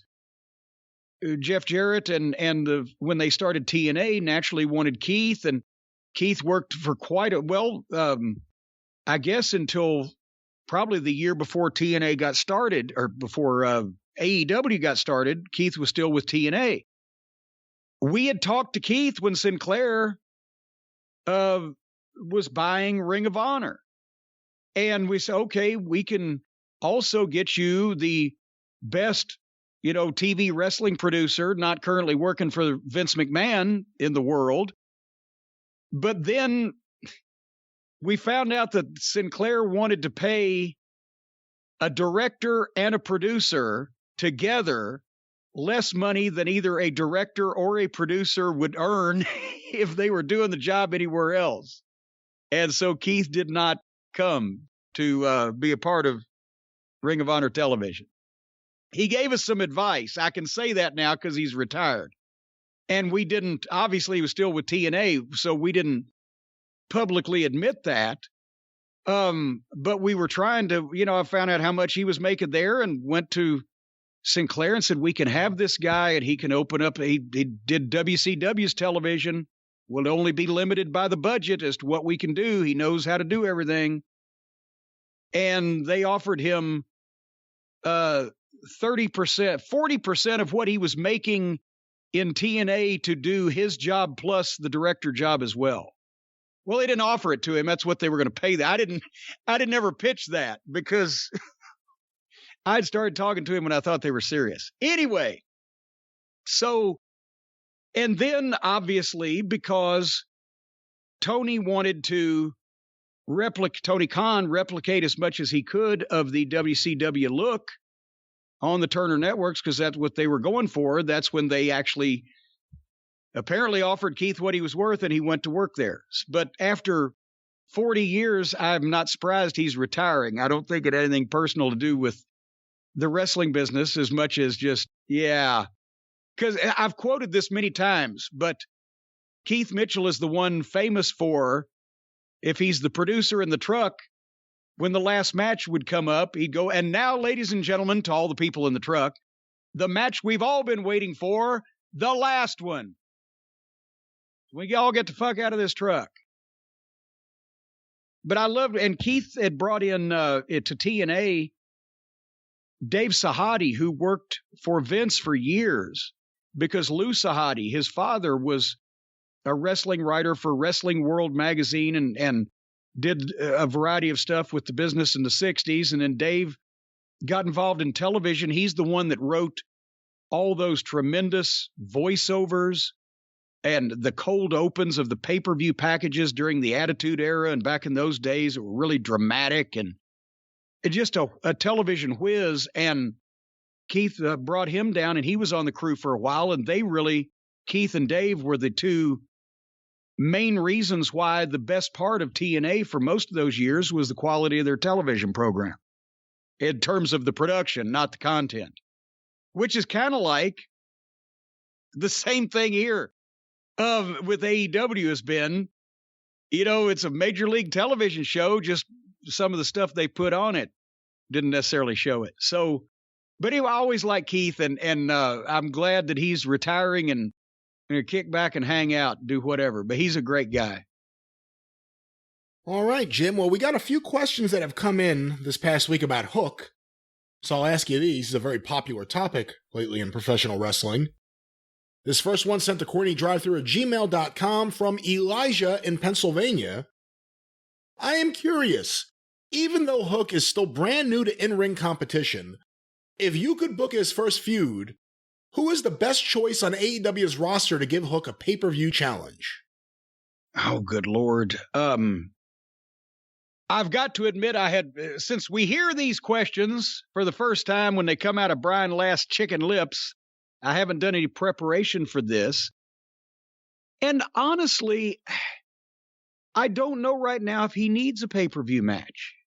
And I know eventually he will. I'm not trying to duck the question. But right now, every 3 weeks, or maybe, depending on their shooting schedule, if he's on a Rampage, and then 2 weeks later he's on a Dynamite, then 2 weeks later he's on whatever, just give the kid some matches. He's had, 3 now? Not counting YouTube or whatever else they do. Just do him like you would do any other young rookie starting out in the wrestling business in any territory or promotion ever since the beginning of time, except if it's a celebrity or somebody coming in to do a one-off type of match. Just let them have some matches against some somewhat opposition and let them win. And there's no reason to rush them into a pay-per-view match or into a big angle or a big program or whatever with anybody, because honestly, it's not anything different anymore. Everybody's rushed into these things. Well, we just talked about Tony doing angles for matches that he books on TV, cold matches just for the fuck of it, because he thinks that's what you're supposed to do every time. And I think what's been helping about Hook's presentation is that Taz is so smart to the business. And he's not wanting to let them make the same mistakes with his son that he's seen them make with numerous other guys. So he's there to not be a stage father, I'm sure, and demand this and that, and no brown M&Ms, whatever, but he's there to tell Tony, hey, Tony, maybe you shouldn't do this, or maybe he should do that, or maybe whatever. And right now, Hook's coming out with the fucking attitude. He's in great shape. You can tell he's got a legitimate background in not only the judo, but he was an amateur wrestler. He's already really good at integrating that background in other combat sports into his in-ring wrestling game, which sometimes how many times have you seen a guy that was a champion amateur wrestler, Brian, and he looks like he can't stick his thumb in his ass in the ring? It's two different things. Yeah. With Hook, it's not. And part of it is obviously because his father's a veteran and was a pro and et cetera, and has helped train. But I mean, you can't teach a fucking guy to jump if he can't jump. So anyway, Hook integrates that background that he has into his wrestling style well and different, and he has just a different way of moving around and the snazzy little stuff that he's not fucking up. The holds and reversals or the trips or Excrement loves him because he gets to scream Japanese words at the top of his lungs. In this case, they're applicable. But the waka me, he's got it. But that's the thing is, with Hook, just let him grow up in front of our eyes on television, give him some wins. Maybe at some point now, again, it would help if there were some clearly defined parameters of heels and baby faces in this company so that we know what to do with the wrestlers. That's how you figure out what they do. If a guy's a heel, he gets fucked instead of beaten. If a guy's a baby face, if a guy's a heel, he gets beaten instead of fucked. If a guy's a baby face, he gets fucked instead of beaten for a first high profile loss. And also we need to know what he is to determine who his opponents should be. Normally, in normal companies, this is not difficult. But like we mentioned, the Hook he had a match with a guy from another heel group, but he's the babyface because people are cheering for him, but they're cheering for him because he's a little prick that wrestles like a heel. So the logic in the AEW universe is somewhat flawed in this way, so you don't know what to do with a fucking guy until it just kind of manifests itself in front of you. So I just wait and see, and what would be natural and what comes up. And who can you think of, Brian, on the roster that he might match up well with for a match, but that doesn't necessarily mean that you'd put him in a program for a pay-per-view match with the guy if he was a guy he would have a good match with, but it wouldn't draw any money or gain any interest. I'll give you a great example using someone you're sick of. Hook versus Daniel Garcia, that would probably be interesting. There you go. If we hadn't already seen Daniel Garcia do 16 fucking jobs, but I'm sure they could wrestle, and that'd be a nice win for Hook. Let me ask you this. Would you keep putting him on Friday night? He hasn't been on a Wednesday night show with a match yet, I don't believe, right? Well, they all look the same, so I can't keep track. But yes, I would sprinkle him out.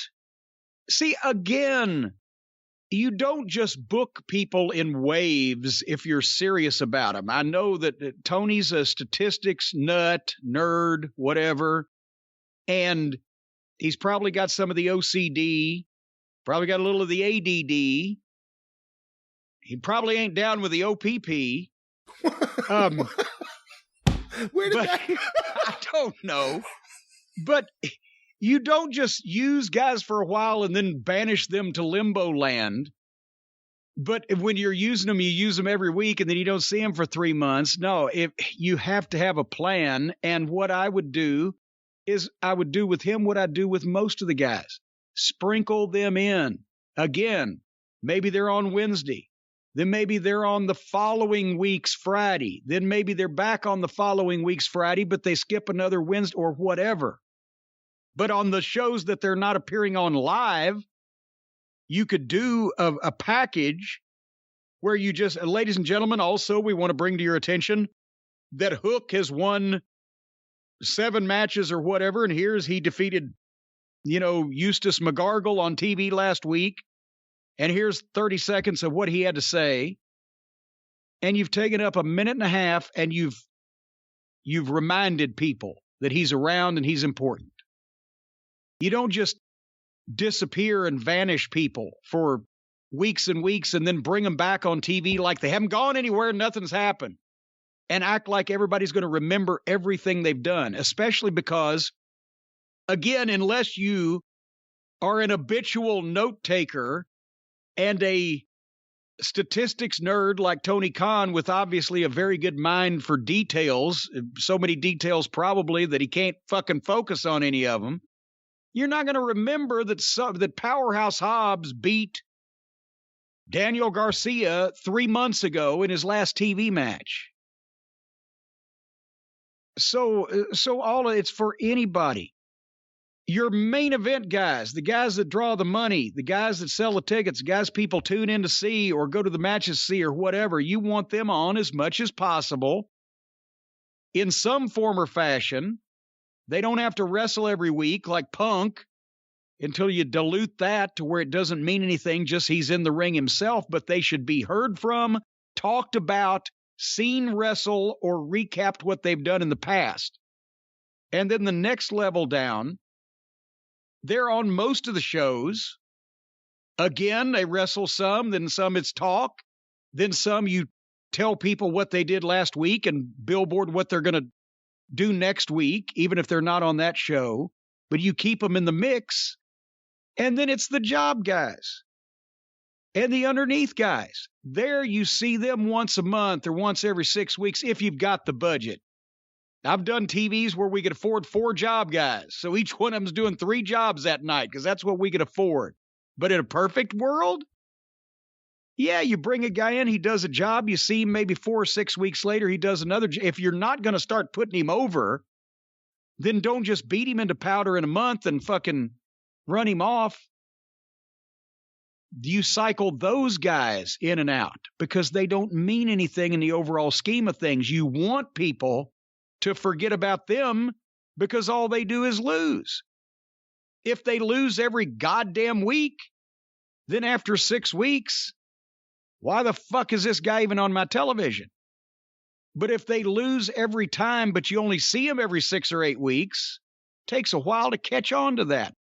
Also, here's another thing while I'm thinking about it. Starting a guy with already in the ring is another way of saying, and here's the job, guy. If you're going to put somebody wrestle, if you're going to book someone to wrestle on a national TV show in this day and age, give them music and an entrance, and then people might think, okay, we're supposed to think this guy's somebody. And then it's one tackle pancake to the big star. What was the question? Well, let's stay on this topic. We were talking about how to book Hook in his first feud, but similar topic here, similar question, sent to CornyDriveThru@gmail.com from Ryan. Is it Tazewell, Tennessee or Tazewell, Tennessee? Tazewell, Tennessee. Tazewell, Tennessee.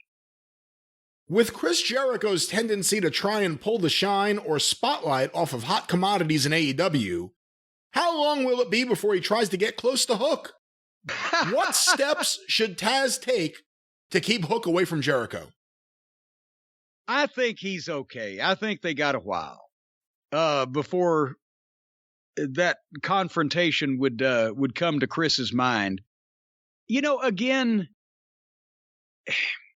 it's too early to tell whether this is something that the audience has done to amuse themselves or whether it's going to last, but Hook's doing his part. In 6 months, are they still going to have the signs send Hook? Is he still going to get the ovations? If he keeps on working like this, he probably will. But at the same time, there's some instances where people who the crowd just decides we're going to get into, and that's what then the people see that on TV, and the next week when they're in the arena, they're going to do the same thing. Sometimes it wears off.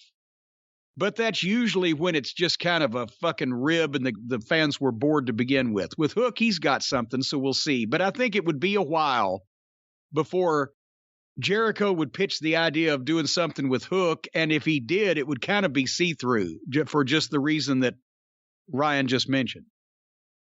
Do you think they're keeping him on Friday night so they have a taped match instead of a live match? Oh, good God. You know, that would be a detail that they didn't go into for a lot of other people that they should have. Because they've let a lot of other greenhorns run rampant on live television and apparently not been concerned about it. I don't think they should be worried with Hook unless something's getting edited out that we don't see or hear about.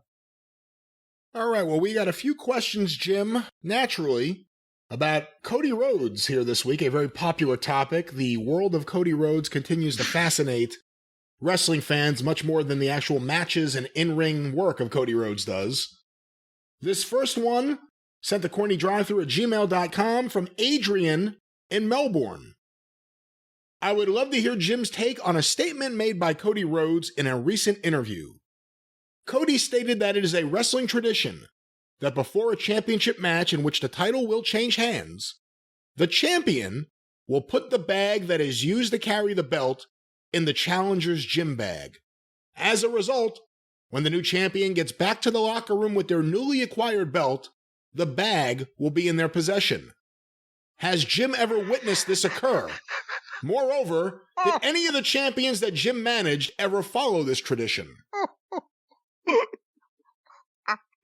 You okay over there? Oh, no, I'm not. I'm not good. It's a tradition. It's a tradition handed down from Frank Gotch to George Hackenschmidt and on to Joe Stecker. And that's why that prick Dano O'Mahony got beat up, because he didn't follow the tradition. That's a nice little interesting twist there. I have never heard of that in my life. until the very moment that you just spoke those words in asking that question, Brian. Now, for one thing, it may be a tradition in AEW, or maybe it's a tradition of the last 5 years of whatever Cody's been around somebody with a belt, or I don't. Yeah, know. and the days when you don't have to hide your gym bag. Well, besides that, the part of the question about did I ever, or any of the people I managed that were champions ever follow that tradition, the answer is no, because we never had a bag to carry the belt in besides our gym bags. Another thing that's happened with the proliferation of these belts and the replica belts and the fans all having a belt and every wrestler getting replicas of the belts they've won in promotion so they can put them on the wall or whatever. When I managed in my career at one point or another, the NWA World Tag Team Champions twice, the WWF World Heavyweight Champion once, the WWF World Tag Team Champions, was that twice? I'm trying to remember. The NWA World Heavyweight Champion when he was Dan Severn. As always, the U.S. tag titles get the shaft, ladies and gentlemen. Well, I was about to say, and also regionally, U.S. Tag Team Champions, World Class Tag Team Champions, Mid-South Tag Team Champions. Not one of those sets of belts that at the time that I managed the people that held them had a fucking bag. You know those bags they got now when they give out with the replica belts? It's like a velour or a crushed velvet sack with a drawstring that you put the belt in. That's how they deliver them and when you buy them, right? We didn't have those. Are you out of your fucking mind? When we had the NWA World Tag Team title belts, they were at least 15 years old. You got the belts and you stuck them in your fucking bag with your sweaty, shit-stained underwear and your fucking dirty socks and all the other shit you had that smelled, because that leather, after they'd been worn every night in the ring and hit over the head with people and got blood on them and sweat, they stunk just as bad as everything else. And the wrestlers stuck the belts in their bag. Flair got the Halliburton to carry the NWA belt in, because obviously it was one of the most valuable ones in the business, and he wanted something that it wouldn't get dinged up, and also that he could keep an eye on and that would lock so people couldn't get in it. And that's when I managed the Midnight Express, they didn't carry the belts. I did. I've mentioned this. That's why my right shoulder is about 2 inches lower than my left shoulder, because I had both of whatever tag belts that we had in my one carry-on bag that I was carrying in my right arm, and I had my suit bag over my left shoulder, and it gave me a permanent lean after all those years.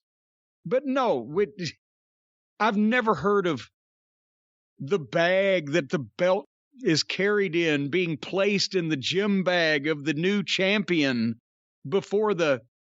No, that's something they've come up with since they've got bags now, I guess. Was there anything done? Were there any responsibilities on the guy dropping the belt? Was there anything you had to do to the guy getting the belt? Were there any traditions? Yeah, show up and do the job. That's it. And I will say that there's one thing, it would ruffle feathers in those days if you showed up to the building in most places. In Memphis, not really, because it was a weekly territory and they had to switch all their titles a lot. And sometimes it was on the spur of the moment.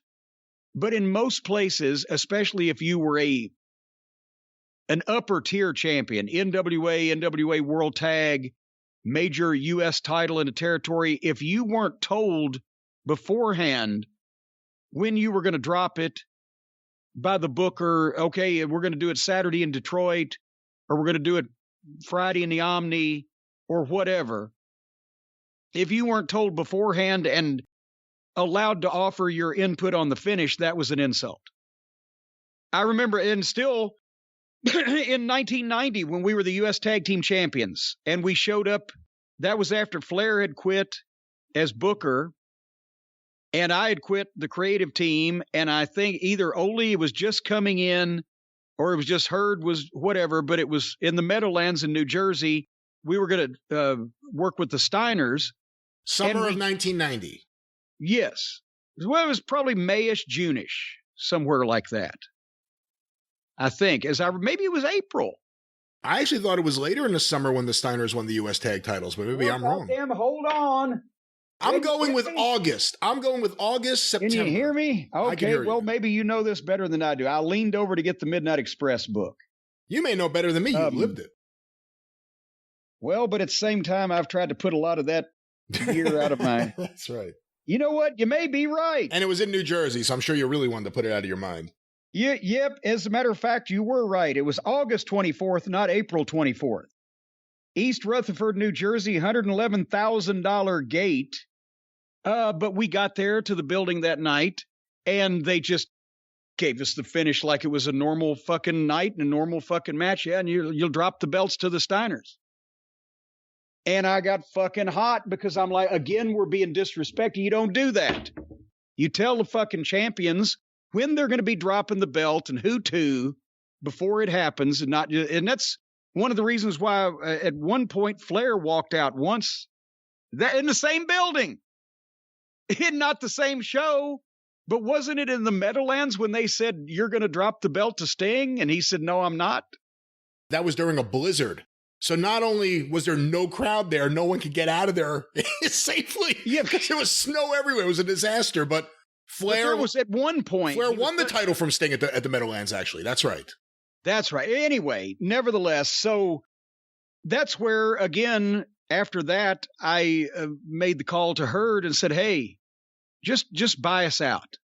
We've got a year and a half left on our contracts or whatever. No, we didn't have a 2-year then. So we've got more than 6 months. Just buy us out, give us half what you owe us. We'll all just go home. We don't want to be here anymore. Well, I don't want to start that precedent. And then months later, he gave Jimmy Garvin $180,000 to go away. I didn't know that. Really? Yes. That's why Garvin disappeared. He had a 2-year contract for $150,000 a year, and most of it left on the time to serve, right? So they gave him $180,000 to buy it out so that he could just go away. Well, Jim, let's get another question about a recent Cody quote here on the show. Jim, did you read anything or have you heard anything from this recent interview we did about the Anthony Ogogo feud? I haven't read any interviews Cody's done recently, but I would have to think I saw a headline saying the one thing Cody Rhodes regrets. Would that be it? That would be this. Apparently, Cody and several people sent this in, so I will just read it for everyone. But several people sent it in. Apparently, Cody sent it in? I wonder, but... You just said Cody and several people sent it in. Oh, did I say that? Well, Cody sent this in because he loves attention. No, this was sent in by several listeners, and apparently Cody was on the Barstool Wrestling podcast. And here's the quote. I can, on record, just go ahead and say that I regret almost everything about the Anthony Ogogo angle. Almost everything about it. I'm good now and comfortable now. Anthony is a former Olympian. He's definitely someone who's a developmental talent who's going to be... We're training him, and we recruited him, and we're bringing him up through the ranks. What ultimately, I've never gone on record saying this, but this is the perfect time. I stood by what I said in the promo. I stood by it because I thought the content was good, and I thought the intentions were good. However, a white guy talking about race relations who has an American flag tattoo on his neck, I could see why people would use the terms tone deaf when it came to that. Then trying to defend it and all. Just again, intentions were good and sincere, and I was so excited about Brandy and the baby, but that should have been one where I went out and almost just winged it. What? Well, it continues. I'll stop there for any comments you have. Well, that's an unheard of thing, or that's just the last resort. I should have just gone out. Just go out and wait. What the fuck? I know he talks about the workshops and the practice and the writing. And just wait. Just wait. It's not done him any favors whatsoever. Do you think his father ever sat down and said, I'm going to write down the promo that I'm going to do on TBS Saturday? No, his father was a natural for the business. Yes. Go on. There's more? Oh, there's more. Everything in wrestling, I work really, really hard on. So you hear about Randy Savage, how he is about his matches and his promos. There are wrestlers who tend to be more like Randy in terms of their preparation. And then there are wrestlers who are more like my dad, who are just cutting a promo on the produce at the grocery store, and it's better than most stuff you'll hear on television. I tend to be more of the big-time thinker, planner, workshop, all that stuff. And I worked on that one really hard. That's what made it even more like, damn, every now and then you're going to come up to the plate and strike out. I overplanned it and struck out. Although I stand by it, I don't have any problem with the content. Wait, he stands by a strikeout? You know what this is? This is Cody backing off of this thing because he realizes everyone else hates it. If everyone said they loved it, he would right now be talking about how brilliant it was. But he can't. But he also doesn't want to completely walk away from it because he was so proud of the work he did on this awful, awful angle. But I continue.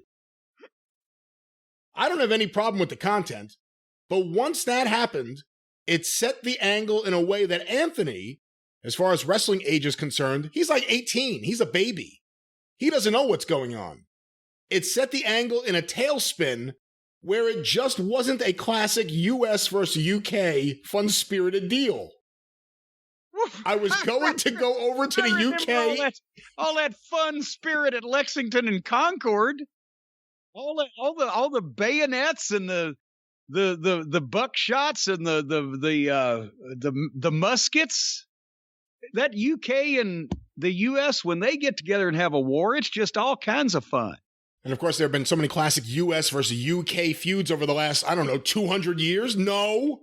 But let me finish this quote here. The War of 1812 pretty much put a capper on that, didn't it? But go ahead. That was it. I was going to go over to the UK and have the return match. Now, I just never want to think about it again. He's the best. He's the most entertaining fucking guy ever. It's just I never want to see him on TV. He should have said, I was going to go over to the UK and have the rematch, but since nobody wanted to book it, I'll just not think about it anymore. What about beyond? Talk about your thoughts on the workshopping and being a big thinker as opposed to someone who can go out there and wing it, which I guess says that you're not a big thinker or a planner. What are your thoughts on all that? But just in general, hearing the way he's talking about this young wrestler and the way he was used and his pardon, what are your thoughts on all of this? Well, you have to put some thought into your promos in general. Obviously, especially when you're doing a bunch of them. That's what, I've said before when we used to ride in the car. A lot of times you're in the same car with fucking two other people for 6 to 8 hours a day, every day. There's going to be lulls in the conversation where everybody's just looking out the window. I was always thinking about promos, just listening to the radio. I could use that line from that song. Or, ha, ha, ha, that's a fucking funny thing I could say about somebody, condescending, smart-ass remark, whatever. Every once in a while, I'd bring it up with Bobby or Dennis or Stan. Hey, what if I said so-and-so? If they liked it, okay. You think of different ways to sell what you're involved in, what stipulation match or the big pay-per-view or just the big house show or whatever. But so I would think of segments of things to say and pieces and snippets, and sometimes I'd jot it down in the hotel room or just a fucking one-liner or whatever. I'll stick that in somewhere. But I didn't do promos from start to finish in my mind like I was going to say it on camera or write it down like that, because part of the reason why it looks like you mean what you're saying is because you're doing it as you're doing it. I would get jazzed up, amped up, ready to go, right? When I'd come out on TBS or wherever the venue was, and start cutting a promo, I would know who I'm talking about. I would know if there was a match or matches I was supposed to plug and where they were or when they were going to take place. And I would sometimes remark on something that the people I'm talking about had said or had done in a smart-ass fashion. And sometimes you might just have seen that in the previous segment, or it might have been something that happened last week or whatever. So sometimes you couldn't prepare all of that, and you just kind of got to roll and rattle it off. You have an idea of where you want to go, and you get there eventually, hopefully. And at the same time, you know, I used to get a lot of shit out because I could talk fast in those days. But if I'd ever tried to hone one of those down to, okay, this is exactly what I want to say and how I want to say it and the words I'm going to use, well, fuck, not only could I have never remembered it, but then it wouldn't have sounded somewhat spontaneous because it wouldn't be spontaneous. Even if I was working and didn't mean that I really wished mayhem or evil on our opponents, it didn't sound pre-planned because it wasn't pre-planned word for word. I knew some of the things I wanted to say, but I didn't know in what order it would be. I didn't know if I would have to react to somebody in the crowd or David Crockett or Tony Schiavone interrupted me or whatever. So that's when you go out and you do it. And if you do those things to death before you go out there and do it for real, if you just do them over and over again, then I think the spontaneity is lost and the real oomph is lost. And that's, you know, I saw when I was at the Hall of Fame thing in 2017, all the guys had written their Hall of Fame speeches, and they were in either the presenters or the inductors or the indictors or the recipients. And a bunch of guys were in hallways or closets or whatever, and you could see him. Poor Dallas Page, and as I recall, his voice was bad, and he was trying to go over this stuff. Poor Dallas Page. Well, with his voice and trying to, you know, to get all that stuff done. I had 2 notebook pages of paper of bullet points of not just stories that I wanted to tell about the rock and roll, but kind of the order that I wanted to go in because, you know, I didn't want to overstay my welcome. I didn't want to be one of those people that gives a boring speech. I didn't want to hop around chronologically necessarily. So I went over for about 30 minutes in the hallway before we were going to go out and just thought about my bullet points. And that's why when Jimmy Jacobs was the producer and he came over, he said, well, you know, they asked me, Jim, he said, don't thank Vince. That's what they tell everybody. And they asked me to make sure, Jim, that, you know, what you're going to say. Do you know what you're going to say? I said, honestly, I showed him. I said, here's my bullet points. I said, I won't know what I'm going to say in terms of exact verbiage until I go out there and do it. But I promise you, I won't get you in any trouble. And he said, that's fine with me. And so the first time I did the actual speech out loud or in order or in full was when I did it. And I always felt that way. Also, I know some guys like to do take after take after take. Oh, I could do that better. No. If I do a take and it flubs up for any reason otherwise than me fumfering or cussing, if it's technical or if it's somebody else or whatever, every time I do that same thing again, it's not as good as the first one. That's why I always like to go with the first take. So but with Cody, what do you think of him referencing Randy Savage? Like, that's a thing now. Like, let's do it the Randy Savage way. Well, that's because he knows that a lot of the fans have heard, because of the stories that have been told from guys that worked with him, that Savage started writing out his matches. And the famous one is him and Steamboat at WrestleMania 3. And that was such a ridiculous concept for anybody in the wrestling business that they started remarking on it, and that story is legendary now. And now it's what everybody does. But the thing is, with Cody referencing Savage there, Savage didn't do his promos that way. Matches maybe, and Savage could work. I mean, Savage is one of the best workers in the business, and he had plenty of experience from his early days and from his dad in the business with being able to call a match. But because his motivation was not only his drive to be the best and to exceed and excel, and Savage was just a competitor that way, but also he saw that in the WWF of the late 80s, the guys got less time than ever. The guys that were really serious about having great matches were the ones that were penalized because the matches were short. It was all about the sizzle, not steak, get in, get out. Still, even then, entrances, a lot of entrances. And so he wanted to maximize use of every single bit of his TV time. It was all action. He wasn't dogging anything, but you couldn't call something that quick to go like that. And when you think about it, even Steamboat and Flair that didn't have to call anything because they had such a charisma, they never kept up a pace of false finishes like that because it was, a little bit quick for that era's usual pace. But you couldn't call on the fly stuff that quick and that intricate that fast.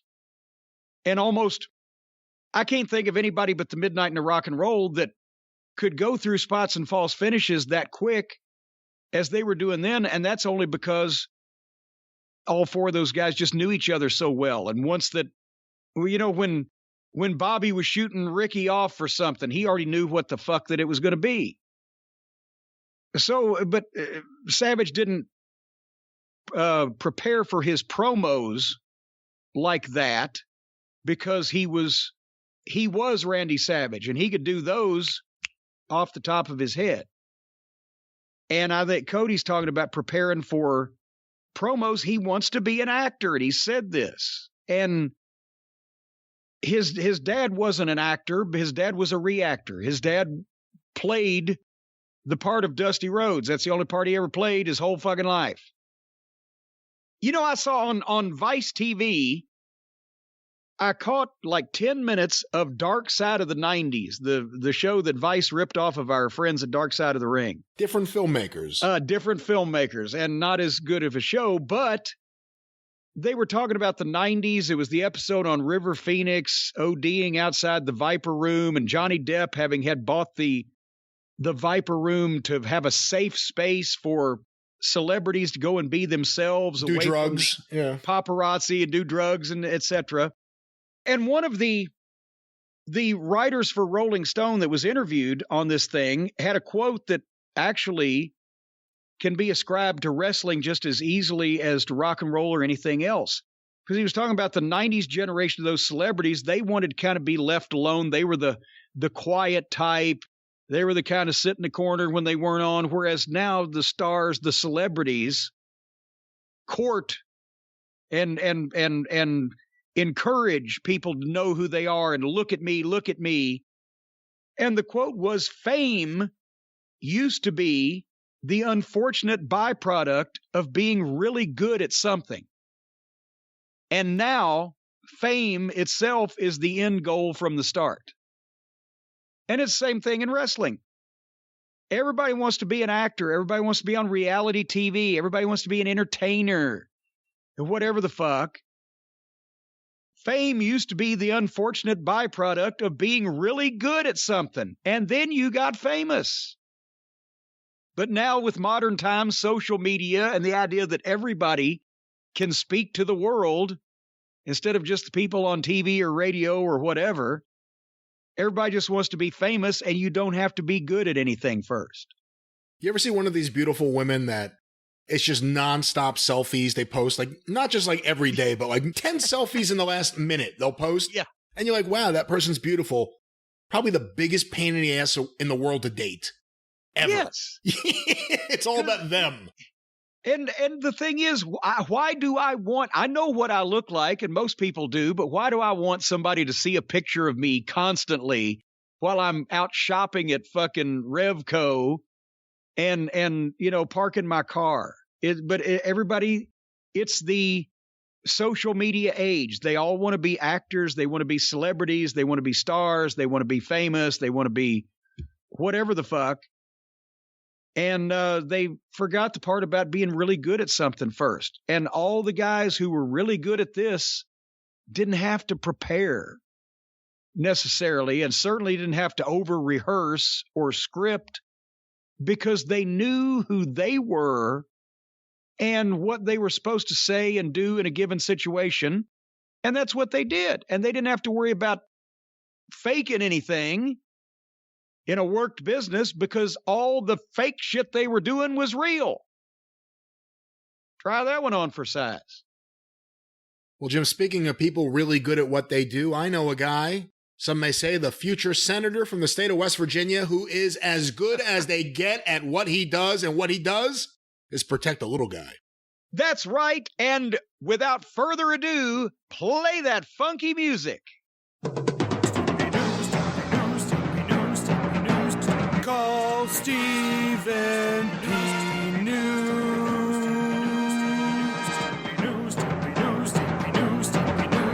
If you need to sue.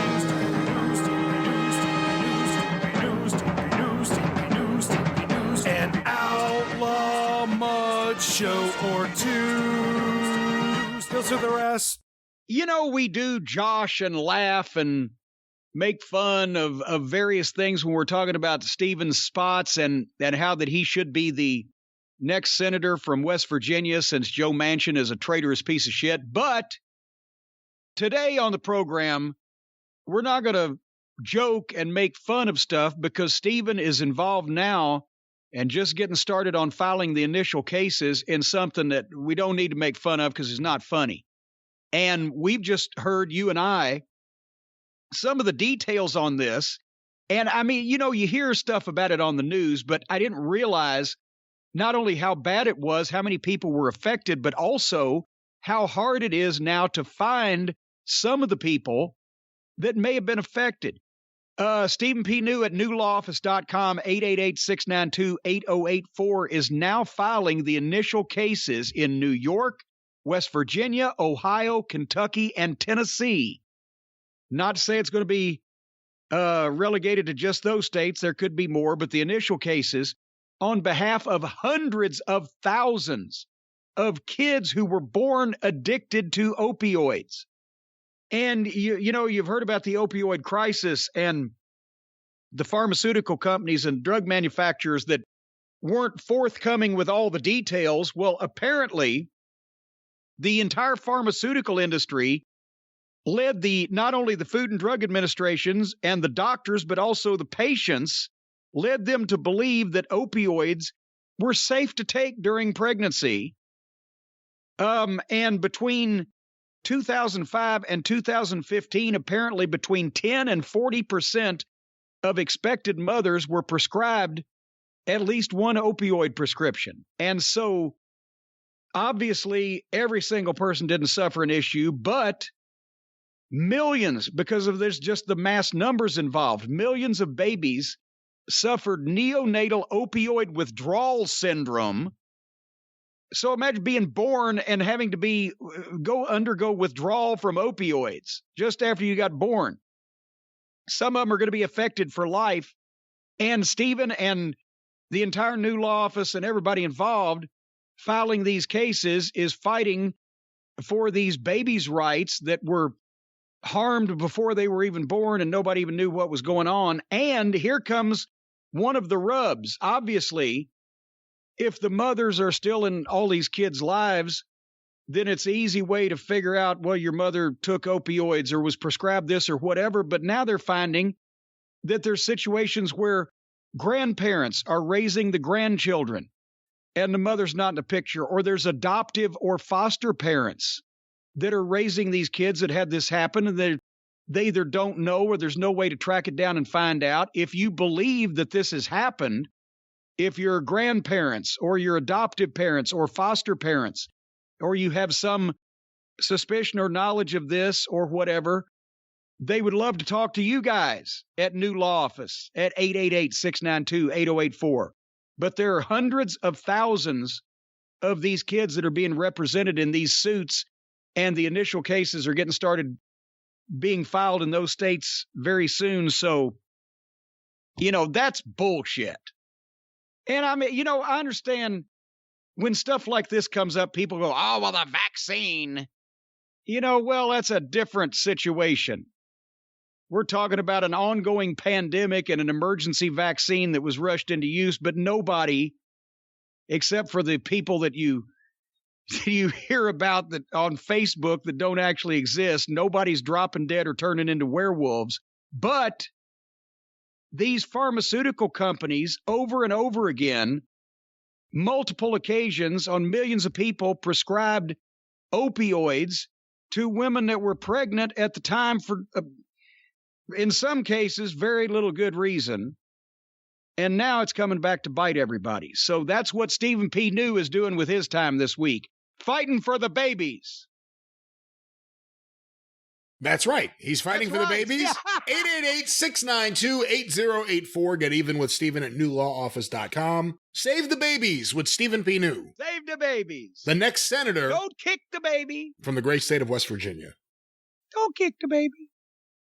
Well, Jim, let's get to another question. And this is another one that is a very popular topic. A lot of people sending in different questions about this person. And that's Triple H. Let me ask one here. This was sent to CornyDriveThru at gmail.com from Cody. Not that one. Not that one. Well, he's got to do something while he's in isolation. Hi, Jim and Brian. You recently talked about all the Triple H and NXT guys being released from WWE. There are rumors going around that Triple H's legacy is being erased in WWE. What do you think is really going on here? Is there heat between Triple H and Vince? If so, what do you think will happen if there's a falling out between the two parties? Oh, for heaven. I think if you went up to Vince McMahon, even when he had all his faculties, much less today, and said, do you feel you're erasing Triple H's legacy? He would horse laugh in your face. He doesn't think about anybody's legacy, except when he's buttering them up to be in the Hall of Fame. No, he's going with what Nick Khan says we need to do. This for business. He's probably pissed off at NXT because he got up on the wrong side of the bed, went down there and saw a bunch of small interchangeable indie workers and not the talent that they had and the devoted audience that they had.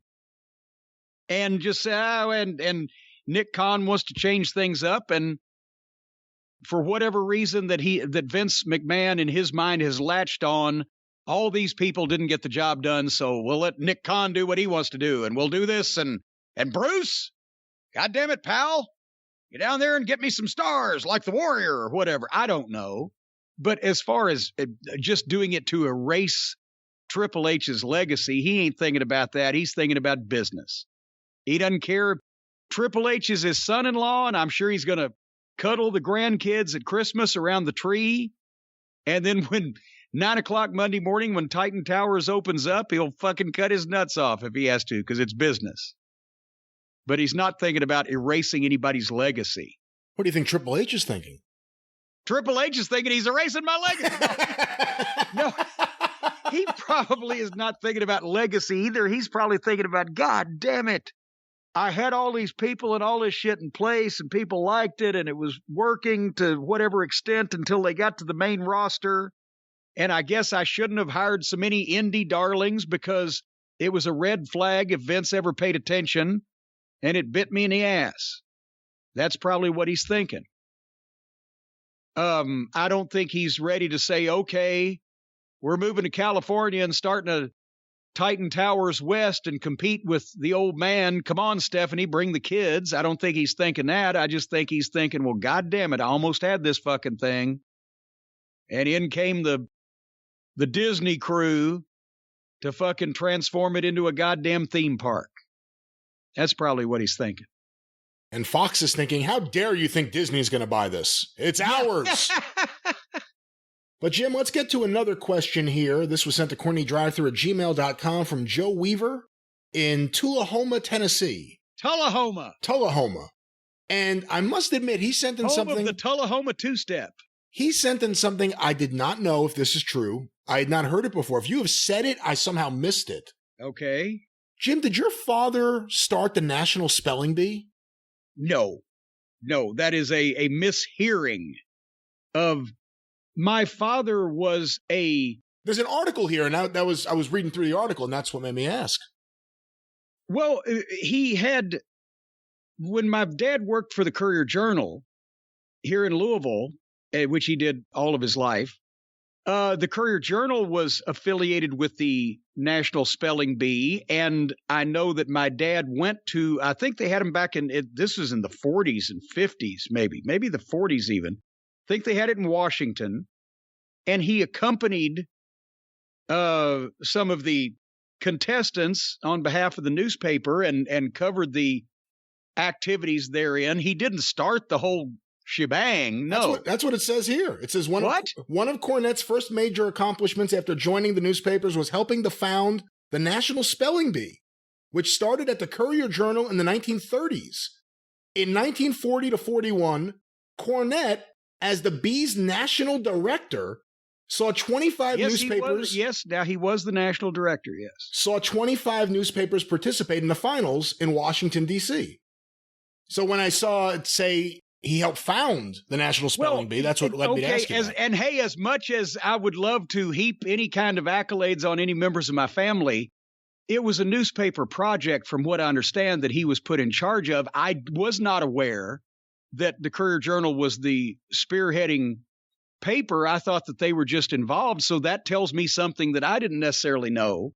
But it wasn't like he was just sitting around one day out in the backyard here at the castle and said, you know what, we need a good spelling bee. I'm going to start one. But he spearheaded a lot of stuff for the paper in those days. So they gave him a leave of absence in the early 40s. That's what it says here, 1941. Yeah. He did that. And also the Courier-Journal at that time had some type of ownership interest or whatever, in the Iroquois Amphitheater here in Louisville. And he was assigned for a couple of years during the war. He was in the war, but not in the actual war. He was in the service. He became a lieutenant. He didn't go to Japan till the war was over, thankfully. So I got some nice souvenirs, but he didn't get a bomb dropped on him. But during that time also, they put him in charge of the paper's interests at the Iroquois Amphitheater, and he was in charge of a lot of the business end, which is, I have a letter from him to the publisher of the Courier-Journal, Barry Bingham Sr., asking after that job was, or as that job was winding down, if he could come back to the paper, because he said, I don't necessarily want to work with, I'm trying to think what the quote was. I've had my fill of working with show folk, is kind of what it was.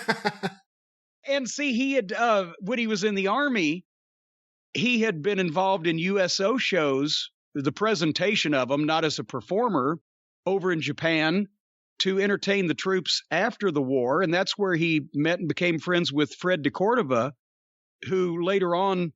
Get the hell out of here, from The Tonight Show. Your dad was friends with him? Oh, yeah, until my dad passed away. I've got all kinds of letters back and forth. Some of them are cool from the 50s. DeCordova was famous for directing Ronald Reagan's movie Bedtime for Bonzo. Yeah. And he directed the Jack Benny Show and a bunch of programs for CBS television in the 50s. I have some of the old CBS TV letterheads with his letters to my dad saying, well, I'm fixing to direct a series of Benny programs. But then later on, he became the producer for The Tonight Show, and Johnny Carson, he was his right-hand man for years and years. But they became friends because they were involved in the USO shows in Japan, in the Army, and then later on, DeCordova stayed in showbiz, where my dad went back to the newspaper. If you ever saw the show Larry Sanders, that's who the character of Artie was primarily based on. Yeah. And every once in a while, when Johnny would look over at Freddie, and he like I do you, I need details, or give me some background, or what's the information here, or whatever. So you're my Freddie de Cubita de Cabada, as Don Rickles used to call him. To be honest, I always see you and me as more Groucho and George Fenneman. It goes off the rails sometimes, but it always returns to your Groucho, and I'm just trying to get us through this without you insulting everyone out there. You're just trying to keep us on the air without any charges being filed. But yeah, so I learned something there, because I didn't know that the Courier was the paper that spearheaded the National Spelling Bee. And I also have a clipping from one of the newspapers my dad accompanied the Louisville Golden Gloves team to see the fight in Chicago where Lewis defeated Max Baer for the title. What year? Oh, wow. I mean, that was 1938, yeah. Right? Well, when you said Louisville Golden Gloves team, obviously my mind started going somewhere else. But yeah, wow, that's amazing. And he was one of only, there was like 10 fighters, him and another guy from the paper, and he's one of only 2 people that picked Lewis to win. Wow. That's pretty cool. So there you go. Well, I just sent you this article, so you'll have what was sent to me in front of you. You could check that out. But Jim, let's get another question. This one was sent to CornyDriveThru at gmail.com from Jeff in upstate New York. I'm a longtime listener of the podcast who is just now making my first run through Smoky Mountain Wrestling. My question regards the spring of 1993. You appear on WCW and also get Arn and Bobby for a few shows. Arn and Bobby end up back in WCW, but you also shortly thereafter lose Orndorff, Fuller, and Golden to WCW. I heard you mention that Watts asked you about Paul Orndorff, but I haven't heard much about the departures of Fuller and Golden. Any insight would be greatly appreciated. Well, actually, I was about to say before you finished the question, gosh, we've gone over this, but then again, we haven't, because nobody asked about Robert and Jimmy. The timeline of events was that Watts had come in and become the vice president of WCW in somewhere around hot weather of 92, right?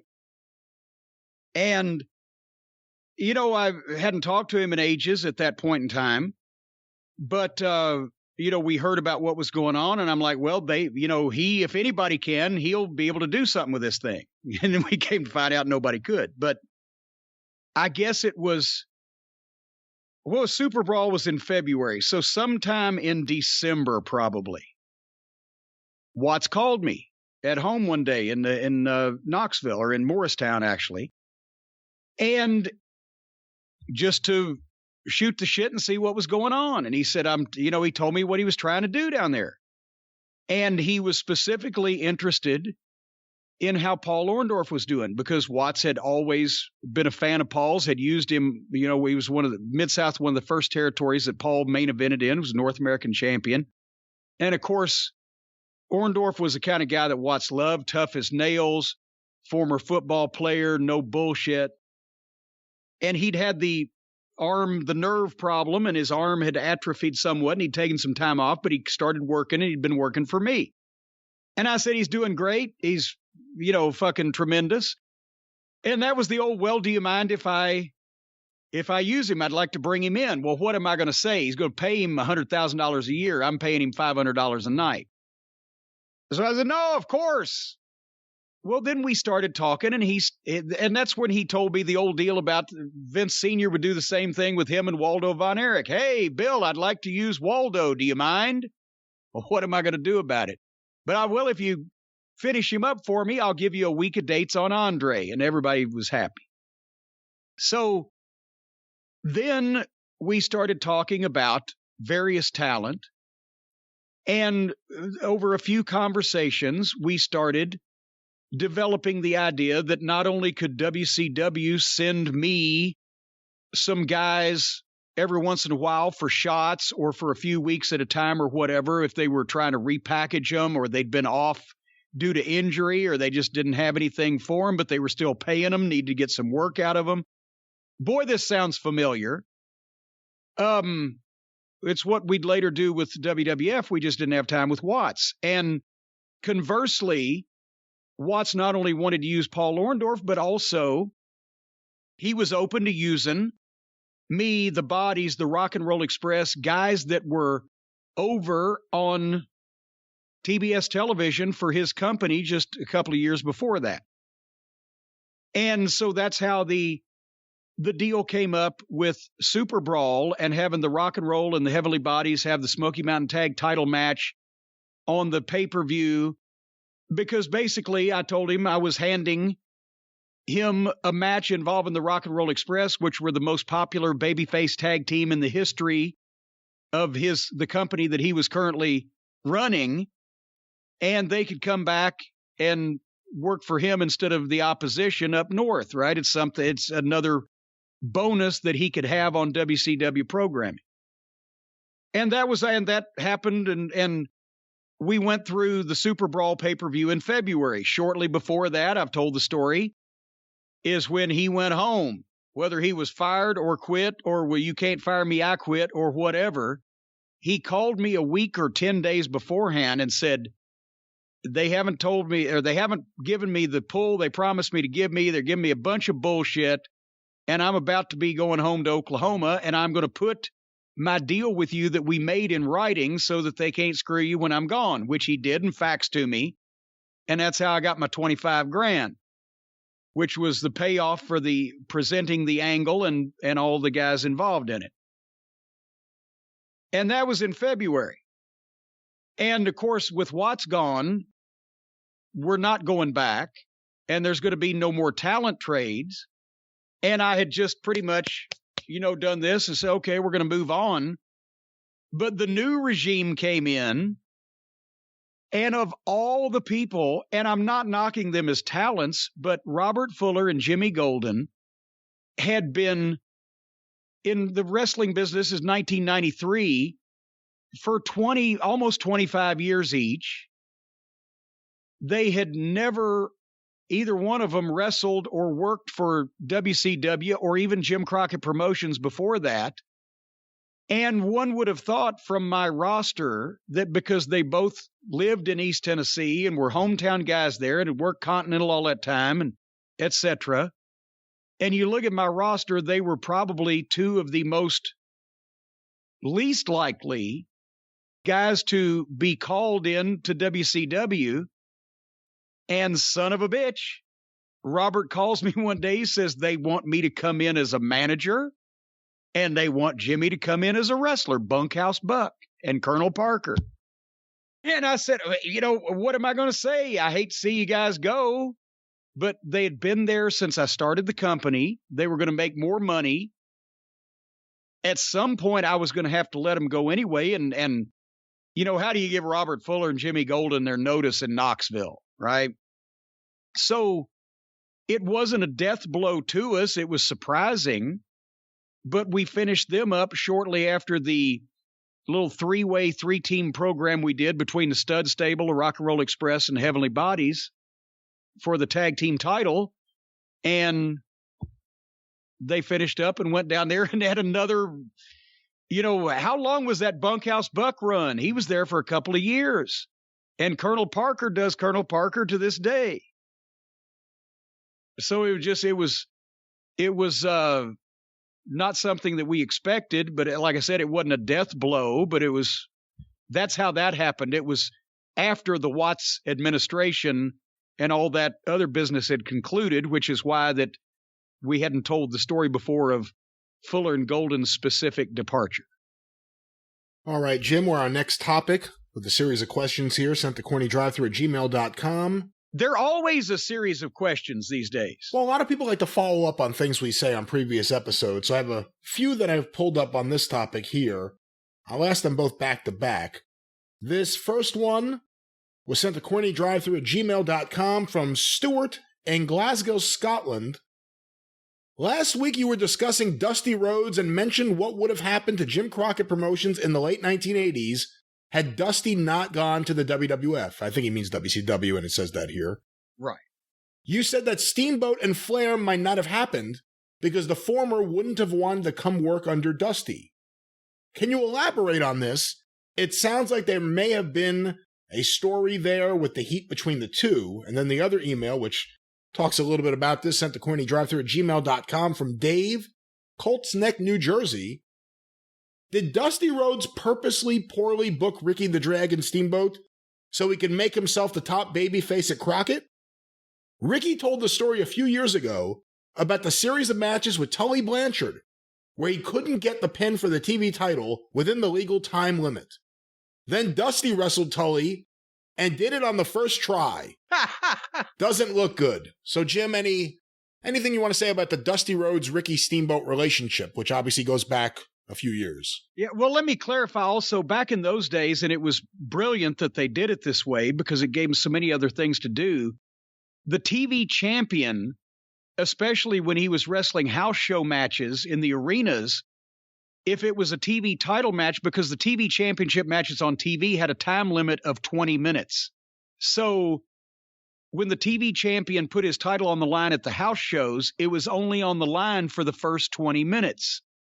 So you could beat the TV champion, but after 22 minutes, you didn't get the belt, which led to rematches, and obviously, right? It was just another little thing, a loophole in the rules. And of course, Steamboat and Tully can go 20 minutes, no problem. So Dusty had them doing that. And then, but at the same time, you probably didn't want to see Dusty and Tully for 20 minutes. And also, Dusty needed to win the TV title. I see both sides of it.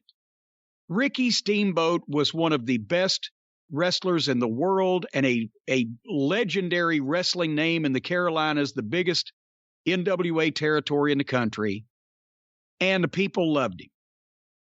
But the reason why that Dusty Rhodes was hired as booker was not only because of his great ideas and the idea for Starrcade, but it's because, as we've talked about, Crockett's business was not setting the world on fire in 1983 after the big blow-off cage match with Steamboat and Youngblood, Slaughter, and Cornette.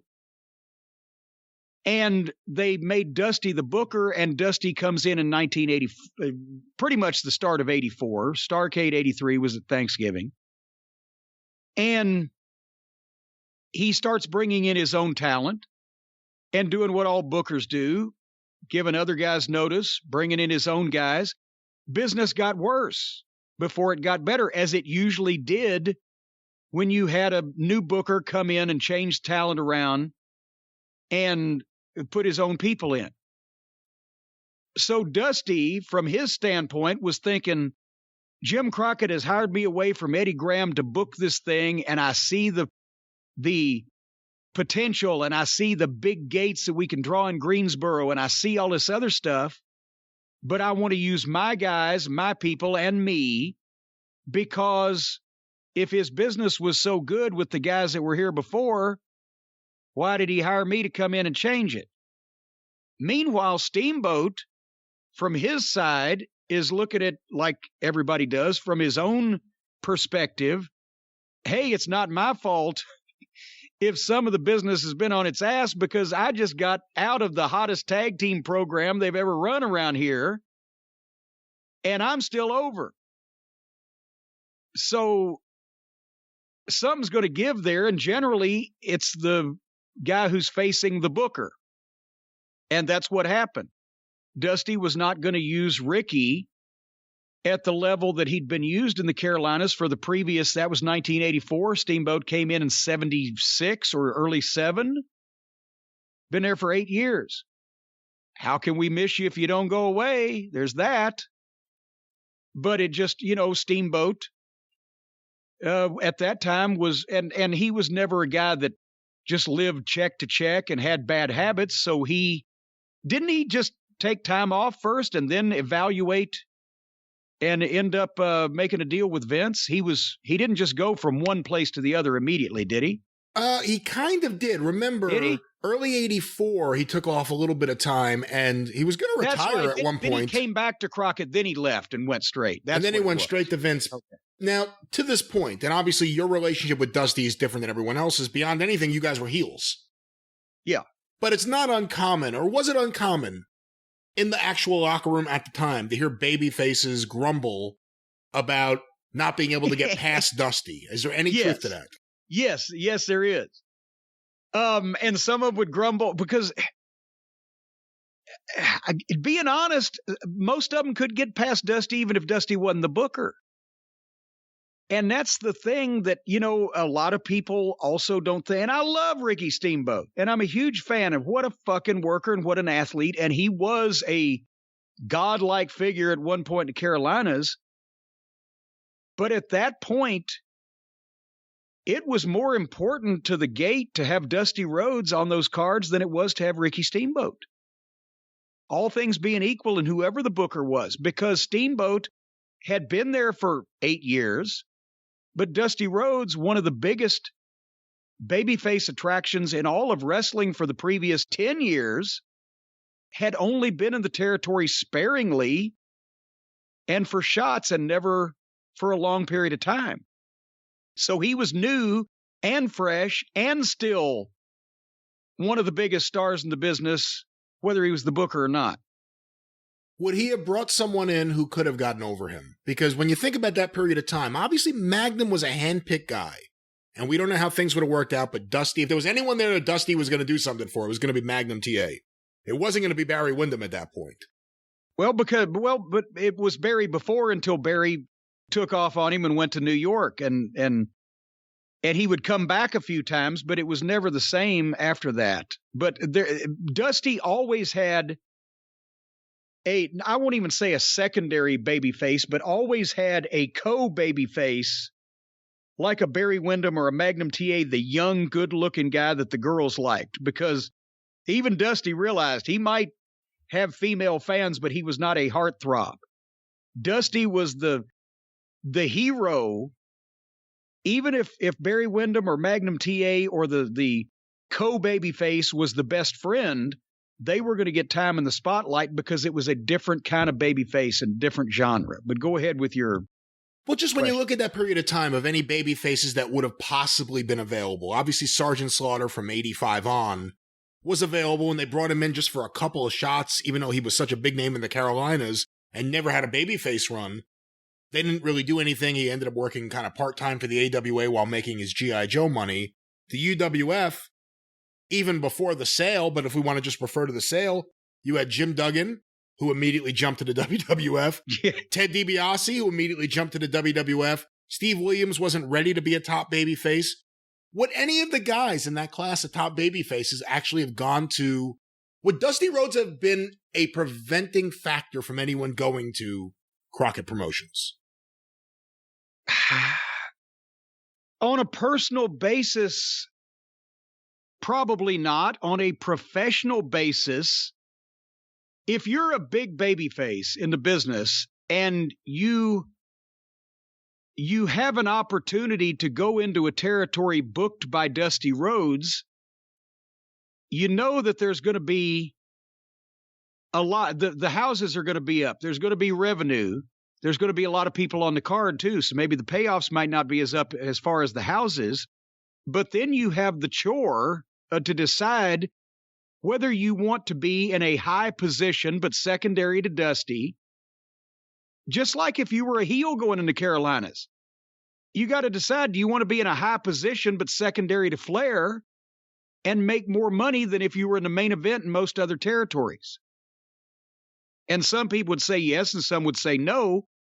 But I'm saying, just like I don't know that there was a heel that could have been brought in to Crockett Promotions between 1983 and 1988 that could have gotten over Flair. I'm not talking about just once in a while or this guy's hot boy, but I'm talking about on a consistent basis, everywhere, everybody. I don't know that there was Ted DiBiase as a babyface couldn't have gone in the Carolinas and got over better than Dusty Rhodes. And I don't think Hacksaw Duggan could have either. And I'm trying to think who in the world of wrestling at that point in time, almost 40 years ago, people may have their revisionist memories and think, Dusty Rhodes was a fat guy wearing polka dots. I'm trying to think what babyface in the business could have come into Crockett Promotions in 1984 and gotten over Dusty Rhodes if they'd have been pushed over him. I just thought of something. Let me ask you this. So by 1986, when you guys look at your checks and you guys see those houses, it's easy to say, oh my God, Dusty's a booking genius. Yeah. In 84, when you first start talking to Crockett, and in 85, when you first go there, Dusty relatively hasn't been booking that long. He had done stuff in Florida, 1983 Florida, and different things throughout the years. But really, this was the beginning of his run as booker. What was his reputation as a booker when you first went there? Well, and going back to 84, when we were talking about going, we were still in Mid-South, and I've told a story that we worked with Dusty in the Superdome, and he was interested, and we actually spent time in the locker rooms with Flair when he would come in for matches with Kerry or whatever late in the year. Flair's the one that pitched it to us first. And Dennis Condrey, as I've mentioned, because he started in the Carolinas as a referee, because Joe Turner, his brother-in-law, was a veteran and had got him in over there. He'd seen the money the guys made. And he'd heard about it from people since he'd been in the business. Dennis started in 72, so he'd been hearing for the 10 years after that what kind of money the guys made. Flair and Valentine were renting limousines to go to the matches when they were the World Tag Team Champions just so they'd have write-offs because they were making, 100, 150 grand a year apiece in 1978 or whatever. So whether Dusty was booking or not, we knew we wanted to go to the Carolinas based on the potential money that you could make. And once we started in Louisiana and popped that and saw that, okay, because, let's face it, neither Dennis nor Bobby nor I, when we went to Louisiana, knew for sure, had facts that we were going to be this record-setting team and do all this business. But once we did was, okay, while this is happening, the Carolinas, my God, Jim Crockett Promotions and Ric Flair, the world champion and Crockett's number one guy, because Flair had been with Crockett by that point for 10 years. They want us. If they want you in the Carolinas and they'll push you and they'll use you, you can make a fortune. The fact that Dusty was the booker and he liked us too, and he's one of the biggest names in the business, well, that couldn't hurt. But did he have a reputation already as a good or bad booker? But that's what I'm saying. We didn't have any, in 1984, before we went, we didn't have any knowledge of his booking ability, pro or con, just that he'd drawn a bunch of money. But the Carolinas was one of the most, if not the most stable territory in the business. So you don't go there and get starved out if they use you. So we were all ready to go. When we got there in 85, we weren't concentrating on picking Dusty's booking apart as much as we were concentrating on picking apart Crockett's business plan, because that was Atlanta, right? We moved to Atlanta on July the 1st of 1985 because Crockett had absorbed Ole's attempt to restart Georgia Championship Wrestling after Vince took the Atlanta TV. And when Crockett bought the Atlanta TV that Vince had, he also absorbed Ole's office that he had started. And there was a crew of guys living in Atlanta and a crew of guys living in Charlotte. And the idea was that they would since the rock and roll started on July 1st in Charlotte by beating the Russians for the World Tag Team title, that they would center me and the Midnight Express in Atlanta and have us do those schedules, the northern tours in West Virginia and Ohio and Michigan that the Georgia office had been doing, plus Georgia towns. And that way we would all be on TBS TV, but rock and roll would be in Charlotte. We'd be in Atlanta, and we would be kept apart for 6 months and then finally start something in January. Well, the problem was that Atlanta, that end of the territory was just unsalvageable. The main event was Buzz and Brett Sawyer against the Midnight Express in fucking Wheeling, West Virginia or whatever. Just god awful. Bob Roop was still there. It would compared to the Charlotte crew, this was just. So they ended up to save money, instead of running the Atlanta in till the end of the year, they just closed Atlanta down and stopped running the lame duck shows, and had it by October 1st, we all moved to Charlotte. So I had a hotel. I had a apartment, one of the most beautiful apartments I've ever lived in one of the greatest neighborhoods in Atlanta for 3 months. Never even got all the furniture unpacked.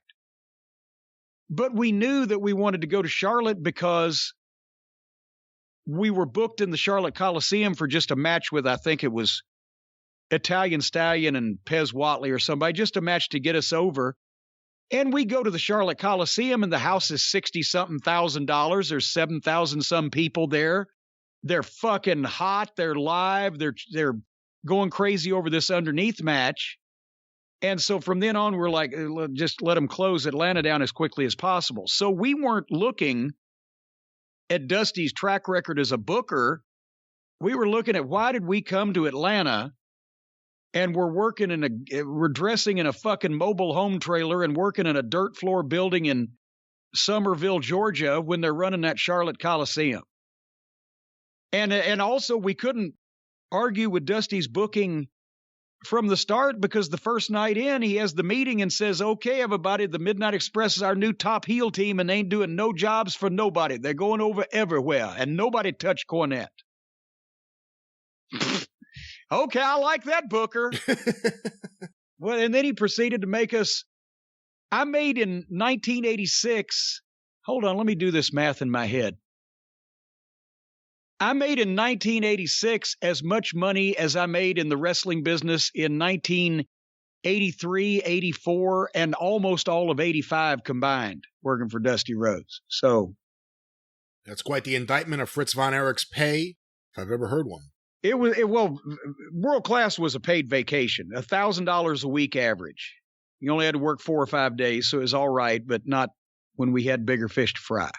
You have any idea how much they were moving in merch? Who define they? Too many pronouns, pal. Dallas, the World Class office. Oh, my God. Of Von Erich's merchandise, I don't know how much, and they could have sold 5 times more than they were selling because they didn't have anybody really dedicated to doing it or know how to do it. We didn't sell any merchandise. I was talking about in general. Of course, Von Erich merchandise, not those 8x10 Midnight Express photos. Oh, my God. Which they were still at the Sportatorium when fucking Joe Pedicino was running the building. They had giant stacks of those publicity pictures on that not even glossy cardstock that they had printed up. But, honestly, with between World Class and the move to Atlanta, we spun our wheels for a lot of 85, but that was still a really important year because we got a little bit of a vacation in Dallas, only having to work 4 or 5 days a week, and the trips weren't that long. So we got some rest and got a chance to perfect, and I got a chance to talk on open-ended interviews. And then we were in Atlanta for the 3 months. We were still on Crockett's TV. We were biding our time, but he was basically paying us. He had guaranteed us that we would make more money to start with him than we'd made in Dallas, and we did. Not on the payoffs, is because he was sweetening it. And then once we got moved up to Charlotte in October, little run with Jimmy Valiant and Superstar Billy Graham to get us over, and put them over, or put Valiant and Ronnie Garvin over at Starrcade, and then they pulled the trigger on the Rock and Roll Angle for January, and we started setting the records. So 85 was important for us in terms of what we were laying the groundwork for, but I think, my God, we probably only made 60 or 70 grand a year for the year each that year. It was the lowest paid year in Midnight Express history. One last question on this, and then we'll move on to our final questions here. But considering how you got sent there and the way you left, any word from the Mid-South office? Did they expect you to come back? Were they anything about the way you left World Class? Anything from them at all? No, because I'm sure Watts did want us to come back, and that's why the whole reason why we went to Dallas instead of Charlotte to begin with. But we gave notice to Dallas in May. We'd only been gone from Mid-South since December. It was too quick for us to come back full-time anyway. And honestly, by then, as soon as Bobby told Dundee that we gave our notice in Dallas and we were going to the Carolinas, honestly, they knew at that point that we were gone anyway because Bill Watts was not going to pay us the money that Crockett was about to pay us. So he could have said, please, guys, could you come back for about half as much money as he's going to pay you? Because we had just made almost $100,000 in 1984, but we'd only been gone 5 months. We couldn't go back in and replicate that, do the whole thing with the rock and roll again, but we could go, and rock and roll was about to move on. But we could go to a new place and do it all again with bigger buildings and make more money. So they knew it wasn't an option that we were going to leave Dallas and come back to Mid-South, because the very reason that we gave notice in Dallas was to go to work for Crockett. Jim, our next question sent to CornyDriveThru at gmail.com from Charlie in Starkville, Mississippi. I knew it. Well, here's his question. Macaulay Culkin recently shared his frustrations with the current WWE product, saying they keep giving fans the same matches. Here's the quote.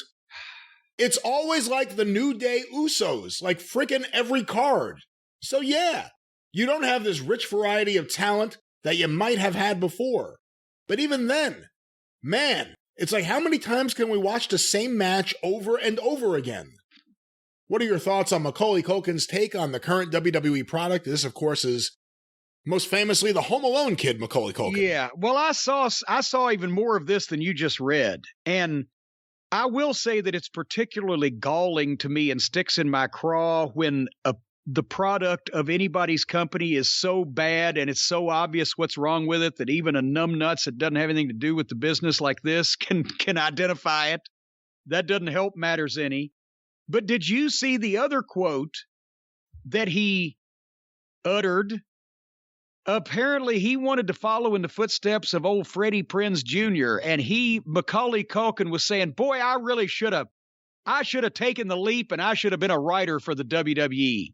I did not see that, no. Oh, yeah, and not only that, but he said, boy, I tell you what, I was sitting in a hotel on location or doing something, and I had all these ideas for Bray Wyatt that would have been so good, and either he mentioned something to somebody and somebody blew him off in the WWE or he didn't follow through or whatever the fuck. But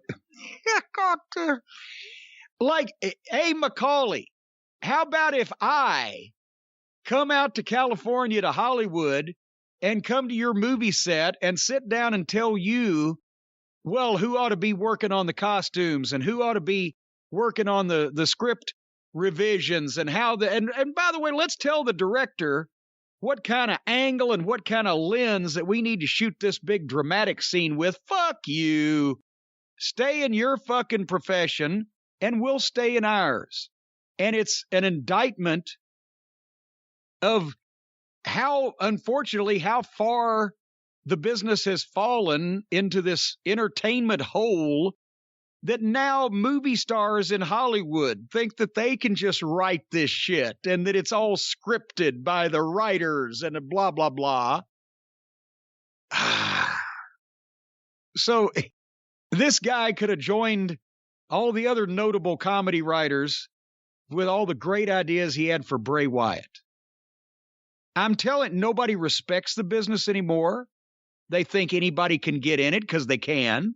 They think anybody can do it because anybody's allowed to. And now all of the fucking jackoffs that can't get a job writing TV in Los Angeles think they can get a job writing wrestling. So I think he should have stayed home alone. I'm not surprised his parents left him. When he was a kid, his parents moved 7 or 8 times, and he found them every time. All right, well, let's leave him alone. He's just a frustrated wrestling fan. Well, let's get another question. There's nothing wrong with those. Everybody at one time or another has been a frustrated wrestling fan and, it'd be great if I could do this in the business or I could do that or blah, blah, blah, or whatever the fuck. It's just you weren't allowed to unless you were good at it. I'm referencing back to a previous topic in the program. But that's it. It's everybody thinks they can do this shit, and everybody's got a great idea because it's all just gaga to them. Other than Prince Karis, was Rick Rubin the perfect backer? Did he just stay out of your way with all this stuff? Well, it wasn't even that he stayed out of the way, because he was a wrestling fan, and you could really have interesting conversations with him about wrestling. And he didn't. I mean, the Mummy was an outlier. Everything else was like, he wanted heat. He wanted things to be as grungy and gritty and realistic and bloody and wild and, as offensive as possible, because that's the way that you get people's emotions but the Mummy was an outlier. And, we all remembered from 20 years previously, me and him both, had fond memories of the Mummy when we were 15 years old. Let me stop you right there, though. That's, I think, maybe one of the big differences, unless I'm completely wrong. But me and Rick Rubin grew up in the same hometown. I'm from Long Beach, New York. My family had a house in Lido Beach, just a few blocks away from the Rubins. Unless I'm wrong, he would have never seen the Mummy. He would have seen pictures in the magazine. Well, pictures in the magazine. Yeah, but he would have never actually seen the Mummy in action. So that may be why he thought it was a better concept at that time, because he'd never actually seen the Mummy. I tried to explain the limitations, but the Mummy was a cool idea at one point, and it worked in some places. I was scared to death of the Mummy that was beating the shit out of Jerry Jarrett when I was 12, because that Mummy had an iron bar wrapped up in his arm, and that's why he couldn't bend it. But if he hit you with it, you went down. All right, well, let's not go down too far. A few more questions. Jim, this next question was sent to CornyDriveThru@gmail.com. Does he have a name? From Rick. Possibly Rubin. I came upon a wrestling poster from the late 1990s that advertised a show by the Jersey Shore. There were plenty of legends and WWF names. What stood out to me was an advertised live debate between Jim Cornette and Captain Lou Albano. I feel like if this were possible today, it would draw the house. Does Jim recall the content of this debate? Did it get over with the crowd? How many times may this have happened? Thanks again, loyal listener here. That was a Dennis Coralluzzo show. Yep. And Dennis loved to do shit like a debate between me and Captain Lou Albano, or arm wrestling, Sonny versus Marlena with Nick Bockwinkel as referee, or what. I don't think that would happen. No. I can tell you exactly what happened there. Sonny no-showed. That was at the Eddie Gilbert Memorial Brawl in 1998, because I was doing commentary with Nick Bockwinkel, and Sonny no-showed. So you had Marlena and no Sonny, who lived in the state. Yeah, it was actually, she was the closest one to the building. But I can't remember what we said. We went out. It was, does he have the town or the building there on the question? Or he doesn't, but I just saw the image. I'll pull it up. It was one of those New Jersey towns that Dennis ran, and it was just a small gym or whatever. And we just went out and cut a promo on each other. And I was the heel and he was the baby face at that point. And I'm sure that he got the last word, or we did something to put him or his guys over in the end, and I scampered out of the ring or whatever, but I can't remember. It's been 25 years. I don't know. All right, here's the card. July 23rd, 1998, Wildwood Convention Center, Wildwood, New Jersey, NWA Pro Wrestling. There you go, Wildwood, New Jersey. 8 p.m. I remember it because Crockett ran Wildwood, New Jersey in 1985. That's the first time we went to New Jersey. It's when he was doing some of those northern excursions into Vince Land. I did the local promo. I said, Wildwood, where all the women are wild and all the men would. Go ahead. I did not hear that before. I believe it used to be a Gorilla Monsoon town for the WWF, but here is the lineup on the poster. Hey, big news, special appearance by Doink the Clown. Which one was it, you think? Well, you know what? The one who I thought it may have been, it couldn't have been by this point. Because when I went in 94 to the NWA tournament and I was hanging out with Tracy Smothers, the guy who started talking to me that was Doink that day was Mike Moraldo, before he had ever done anything, before he was Ace Darling, I think. But I don't think he would have been by here. And of course, the second match for the NWA light heavyweight title Devon Storm versus Ace Darling. And a lot of people may not realize it, but that was kind of like a big indie match in New Jersey at that time. They were a team, but they also had matches against each other. Devon Storm and Devon Storm later became Crowbar in WCW. And Ace Darling, as you mentioned, was Mike Moraldo. And they were a team that I managed on a number of occasions. Dennis loved using them, but also that was one of the high-profile mid-late 90s indie matches, such as they were back then. And those guys were very good. I booked them a lot on, as extra work in WWF when I had the chance to and the opportunity to. And they were two of the better workers on the independents at that point. Unfortunately, there wasn't a Ring of Honor, and the tape trading for the indies wasn't what it would be a few years later, but there's like almost a whole class of Northeast indie guys from the late 90s. Before he was Simon Diamond, when he was Lance Diamond, Patch, the Reckless Youth. You had a whole bunch of guys working for Jim Kentner, working for Dennis, working other indies in the area. Young guys in shape, able to work. And it was like the timing was just a little bit off, I think. There's just no place for him to go. Yeah. Well, let's go back to this show. Live debate between Captain Lou Albano and WWF's Jim Cornette. Well, now, wait, how come Captain Lou wasn't WWF's Captain Lou? He was there longer than I was. Someone probably asked them. He belonged to the world at that point. And Vince didn't want anything to do with it. The next match. Now, hold on. Here's one thing. The answer to the trivia question of what wrestling talent has been fired most often by any iteration of the WWF, it would be Lou Albano. Well, I don't know. Vince Sr. used to fire him almost every month at the Garden if he'd show up drunk and then hire him back 2 or 3 days later, right? Yeah, because Bruno would go into, oh, come on, Lou, he's got the family. Oh, he's drunk. Oh. He's a good guy. Well, I don't know if he got fired the most because the next match was for that championship. Jimmy Superfly Snuka versus the Iron Sheik. Oh, well, there's a challenge for you. Yes, and here's another reason why a lot of the indie guys of that era are unheralded today, because the tape trading, nobody wanted the tapes of these shows because these shows were designed to sell tickets in the building. And absolutely, we say it now, only the AEW type fans really goes to see the great matches involving people that nobody's ever heard of. But these shows in those days had to sell tickets. And to sell tickets, you needed to have names that people knew. Everybody who knew who Jimmy Snuka was, everybody knew who all these ex-WWF guys were in Jersey or New York or the Northeast. So they would be booked to sell the tickets. Problem was, they had shitty fucking matches because it's these big stars that are just doing this for the payoff and they don't give a shit. And they're in a fucking rec center somewhere. So that's why the underneath guys that really could go, that were the young guys that were on the underneath matches in these programs, a lot of times they didn't get seen because nobody wanted tapes of these cards after they were held because the main event matches sucked. That's exactly right. I mean, Iron Sheik versus Jimmy Snuka sounds bad. There were so many Jimmy Snuka Metal Maniac matches nonstop in the Northeast for years. Yeah. You didn't want to see the undercard. You didn't want to trade for those tapes. That's exactly right. And really, until Ring of Honor, there was no market for indie shows without named talent.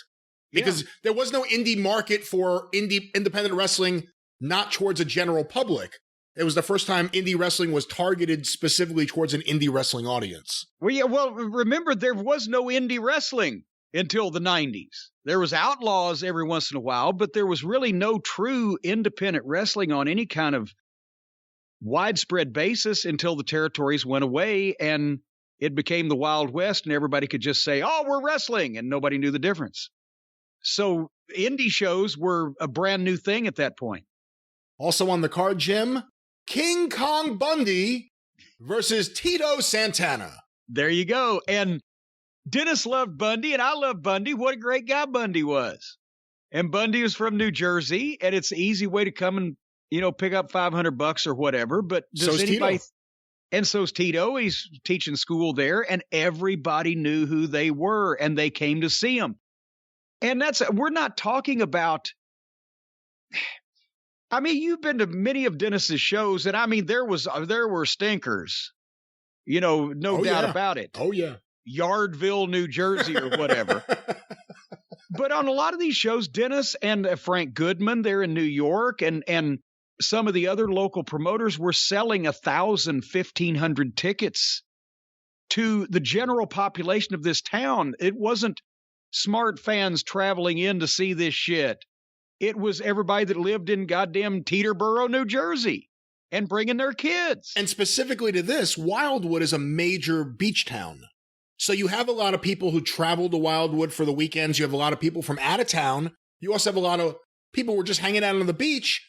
If you see a card for a wrestling show and there are names from your youth or names from just a few years off TV, that would get those people into the show. Well, theoretically it would, but as I recall, one thing I do recall, Wildwood wasn't worth shit. In 98? As far as the house went, because for what you just mentioned. Years ago that worked, but at that point, if you're on vacation, the last thing you want to do is go in and see some kind of outlaw wrestling show, right?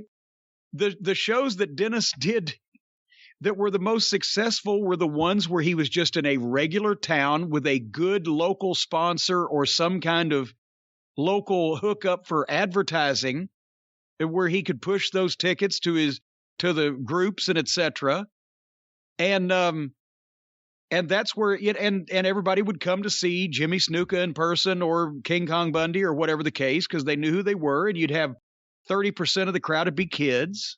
Woodbury, New Jersey, I think, was the place where I saw the best Dennis shows consistently. And that was his hometown, so he was hooked up. He knew who everybody was, so he knew how to get publicity, and he knew, et cetera. But it was a completely different business model, completely different time in the business. And like you said, until Ring of Honor, where they specifically put all the independent wrestlers who nobody had ever heard of, but who actually could go and do shit, could work, could have good matches, when they put them all together, and there was no audience in any one market big enough to support that kind of wrestling show. But by selling the tapes all around the world, that's how they were able to make it go for a while. Because there was enough people in the whole world to buy the tapes to allow this to continue. It just couldn't get any bigger. That's the problem that Kerry Silkin and everybody else had. It couldn't get big enough to sustain itself just doing that. And I remember what a big deal it was at the time for Dennis and everyone involved with Dennis to actually get Wildwood. That was like a commodity. You wanted that town for the summer months, for the beach crowd. And well, do you remember, was I just there on a bad night? I don't remember that being a good crowd or a good town. I wasn't there, I think, the once. I wasn't at the show, but again, this show's Thursday, July 23rd, not Friday, not Saturday. Thursday, July 23rd, with the main event from the World Wrestling Federation, the Headbangers versus the Pitbulls. And what year was that? Again, did they have the year? Thursday, July 23rd, 1998, 8 p.m. at the Wildwood Convention Center in Wildwood, New Jersey. Yeah, and that's when I was booking the third-party shows. The guys that weren't booked on the cards, they could go out and make extra money by doing independent shows if it was cleared by the office, and I was the official office clearer. And so Dennis loved the Headbangers because Glenn and Chaz are from that area also, and they worked hard. They actually went out and tried to have a good match because they weren't old, beat up, and set in their ways as of yet. And they started with Dennis. And they started with Dennis as the Spiders. So that was an easy thing, and they always wanted to be on the shows, and they always wanted to work hard. So that was an easy deal to put together there. But, again, that's the thing, is that a lot of the guys in the WWE in those days that weren't booked on every house show, that weren't being used regularly, they could still be booked out if it was approved by the office so they could make some extra money. This was before everybody was on a ludicrous guaranteed contract. And some guys would just make a minimum, if they weren't booked all the time. So Road Dogg and Billy Gunn were on that crew for a while, where they weren't using them before they started with the whole DX thing. But I would try to get those guys booked on these independent shows because it could make them an extra payoff and at the same time help the good local promoters out to keep their areas that they ran in strong, and then they would develop some of these guys on their own, like the Ace Darlings and Devon Storms, and then they'd get experience on those shows, and I could call and get them for television. And if they looked good on doing jobs on TV, then it wasn't unheard of that somebody might get a job every once in a while out of that. That's the way that all worked. But then what happened after I came back to Louisville in 99 and right about that same time, and everybody had been making money from the Attitude Era, but so many of the guys, but I won't say so many, but the guys started getting hurt, or they'd be on a show, after I was gone, and whoever was doing it afterwards, and probably didn't put a lot of effort into it, but they didn't know who all the promoters were. They're just looking at it like, okay, now this is a business, and if a promoter calls and wants a talent, then we'll find him a talent and we'll make a booking fee. No, if some jackoff that I knew ran bullshit shows called, we don't have anybody. But if it was a good guy like a Jimmy Kettner or a Blaine DeSantis up there in Reading, or people that I knew ran quality shows over a long period of time and would help the young guys get started, them I'd try to find somebody they could sell some tickets on.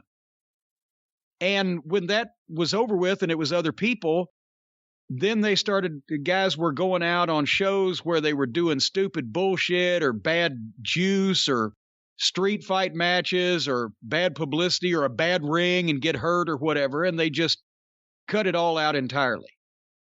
And that's when nobody could go and work. Well, for a while, you could go and work third-party promotions for autograph signings or appearances, but not matches. And then I think they cut all that out, too. But I used to be able to get some of these guys, Kane, $5,000. This was 25 years ago, to go to a shopping mall for 3 hours. Austin got $25,000 for a 2-hour autograph session. Some of those big malls in Connecticut on more than one occasion. All right, Jim, let's get a few quick questions before we wrap things up. This first one sent to CornyDriveThru@gmail.com from Randall Albertini in Ottawa, Canada. I just saw a notice posted of Japanese wrestler Strong Kobayashi has died. I first saw him in the AWA. The Big K was his manager, so to speak. And Billy Robinson and Strong Kobayashi had tons of matches. Did you ever run into Strong Kobayashi, or do you know much about him? I never met the man. I like the questioner there. In the early 70s AWA, he was a huge name. And he was in a lot of the magazines. And then also, help me, Kobayashi, he was with the JWA, Japanese Wrestling Association. Right. He was their champion. He was their champion. When Baba and Inoki, and there's drama, which we could go into in detail at another time, but originally Baba and Inoki were going to leave and start their own promotion, but they got caught and didn't. And they penalized Inoki because Baba was the top guy. And that's when Inoki left first, and then Baba left. So Baba started his own company. Inoki started his own company. And at that time, 1972, Kobayashi had been one of the top guys, like I said, for JWA. And he just left the country and came over to the AWA. And he later went to the WWF. Yeah. And, boy, the Big K, by the way, was his manager. Jesus. Do you remember the Big K, Stan Kowalski? Stan Kowalski, yeah. He had been a wrestler in the early 50s and was part of Murder Incorporated with Tiny Mills. And he was an ugly man, as heels were wont to be back in those days. But Jiminy Pete, 20 years later, in the early 70s, he was a big fat guy. And the Bruiser brought him in and tried to claim that he was the original Killer Kowalski. Stan the Big K Kowalski, as Sam Miniker would say, he's the original Killer Kowalski. And he wasn't good as a manager, and he wasn't good as a wrestler at that point. But I guess they had to give Kobayashi somebody to talk for him, and Kowalski had been a friend of Vern's in the 50s. But I was about to say Kobayashi is one of those guys that you don't hear much of these days in the same breath as with Inoki or Baba or Jumbo or whoever, those guys, because he came before that era. But thanks to the Japanese video libraries, the Japanese have always been anal about saving all of their tapes. You can still see some of his work. Was it a clip of him and Don Leo Jonathan that was on Twitter the other day where they were having a match and Kobayashi was what, 6'6", 260, and Don Leo was 6'7", 280, whatever, and they're doing flying head scissors and nip-ups and shit.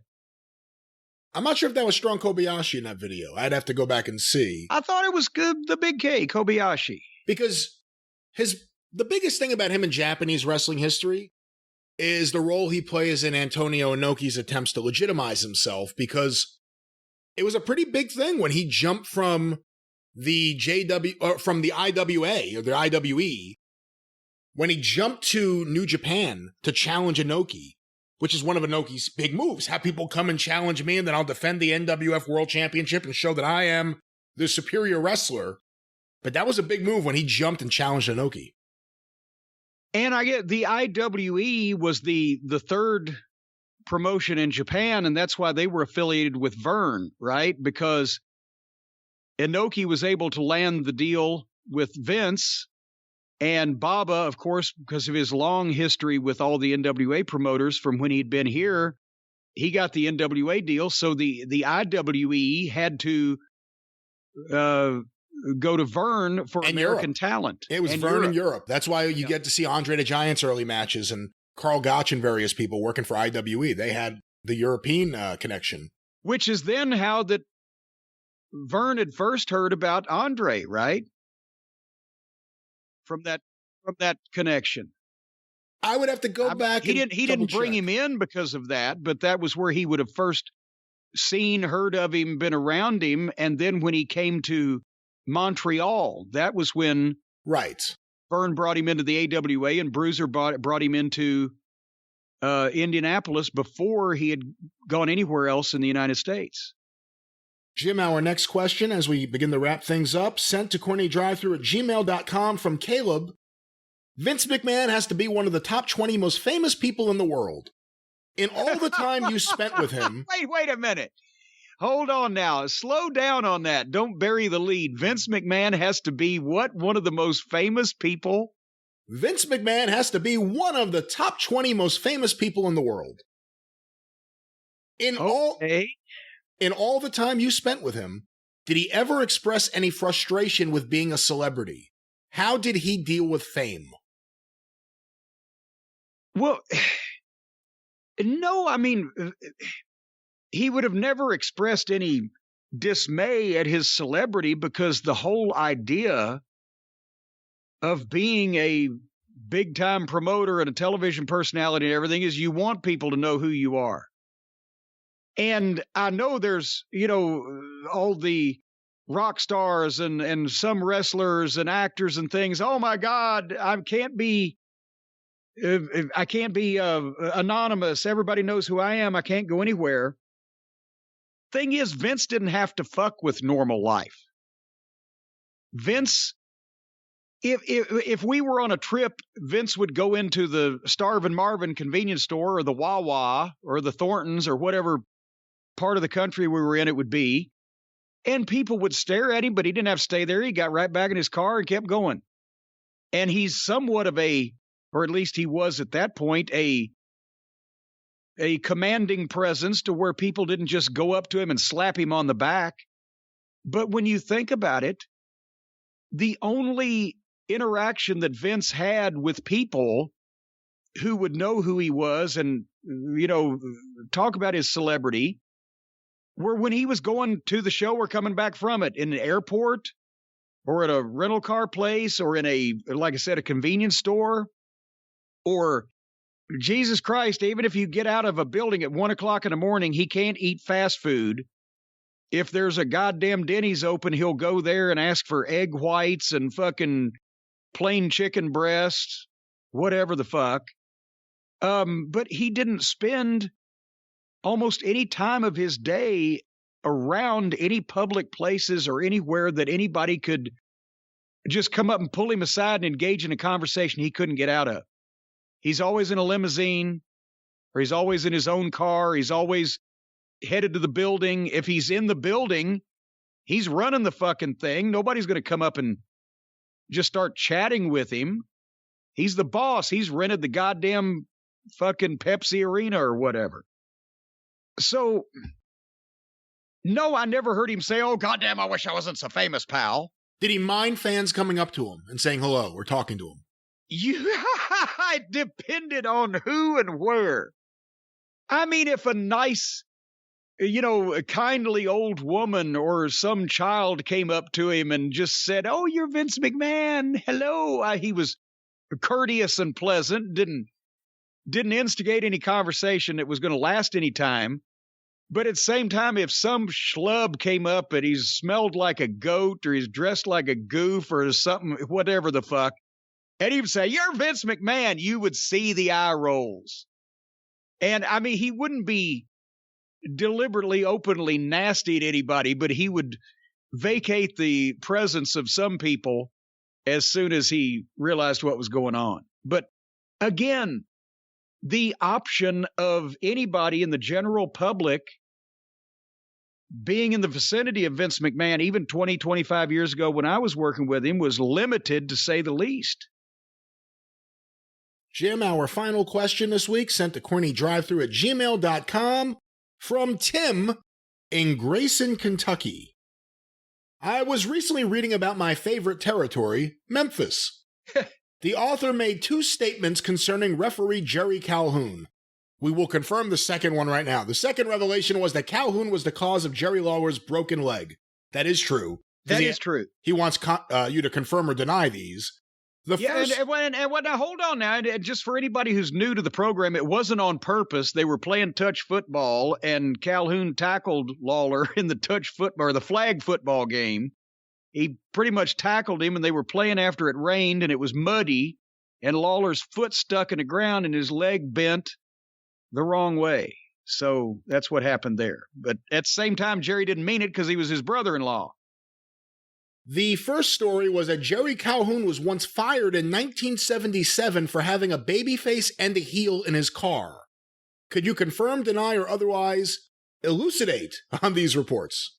I can't on that one because not only was that before I got in the business as a professional, I was a photographer. It was also before that I was either supposed to be smart or admitted to anybody that I was smart, so they wouldn't have told me about it anyway.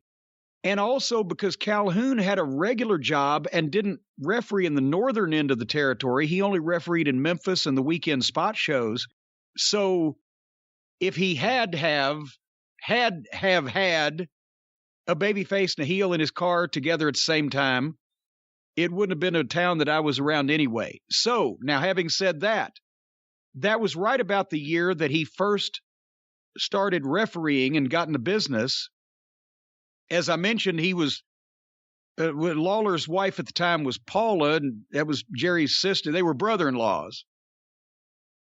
So he just got in the business. 2 of the guys say, "I got to get to Jonesboro. I need a ride," whatever the fuck. He's not going to say no. He puts them in the car. Somebody sees him at the other end. It's a babyface and heel in the same car together, pulling up at the building. Whose car is it? Calhoun, you're fucking fired. That is entirely believable and probably did happen. And probably then he went to Lawler and or Jerry Jarrett and or somebody and said, "I didn't know I was fucking up. I don't know what the fuck I'm doing." And they relented and hired him back. I can believe that. All right, we can't end on that question. This final question, guaranteed, was sent to CornyDriveThru@gmail.com from Chris in Scotland. Huge fan of the podcast. Hope you are both well. I recently watched a match with Big Boss Man and Hulk Hogan where Hulk threw Boss Man into the turnbuckle and then raked his back. Ray, obviously friends, Ray sold this move like a pro. It was agony for him, but not as painful as having to watch a talent like Big Boss Man take such a phony move especially when the Hulkster done it in such a lackluster fashion. I then watched a match with Hulk performing the same move on King Kong Bundy, which again was sold properly, but given horribly. Can you please explain the origin of the back rake, Jim? And am I just being overly critical of this move and the way Hulk delivered it? No, you're not. The way Hulk delivered a lot of stuff, I mean, I can see it in my mind's eye. But here's the thing, the back rake, you know who else didn't like the back rake? No. Cowboy Bill Watts. Huh. Because Dennis Condrey was a proponent of the back rake.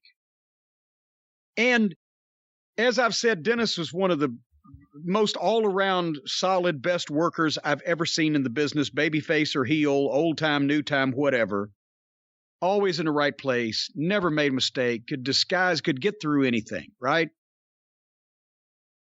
But one of the things that he got vicious heat on a babyface, especially a Ricky Morton, who was a master at selling. Dennis wasn't just going to do wrestling move after wrestling move to a guy. He had a great power slam. He had a great pile driver. He had that great double arm suplex. He did the full Nelson face plant that Miz wishes he knew how to do. Dennis had all kinds of great wrestling moves, but when he's getting heat on a babyface to really make the people mad, to get them upset, to get them ready to come over the rail, he got vicious heat, as they used to call it.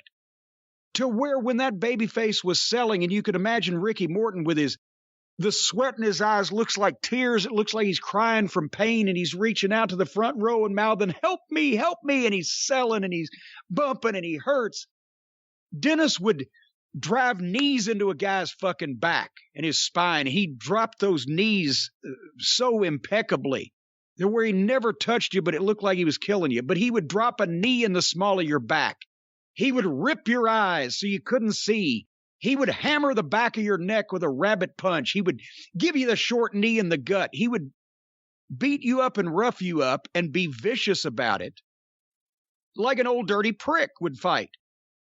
And one of the things that he would do is when a guy was trying to pull himself up on the ropes and Dennis was behind him, he would put both his hands up and he would, boom, bring him down on the guy's back with a slap and do a rake.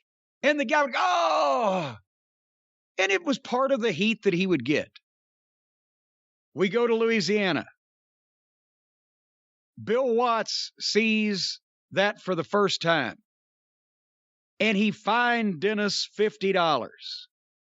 And he said, if you do that again, I want to see 5 bloody furrows running down each side of the guy's back, or don't do it.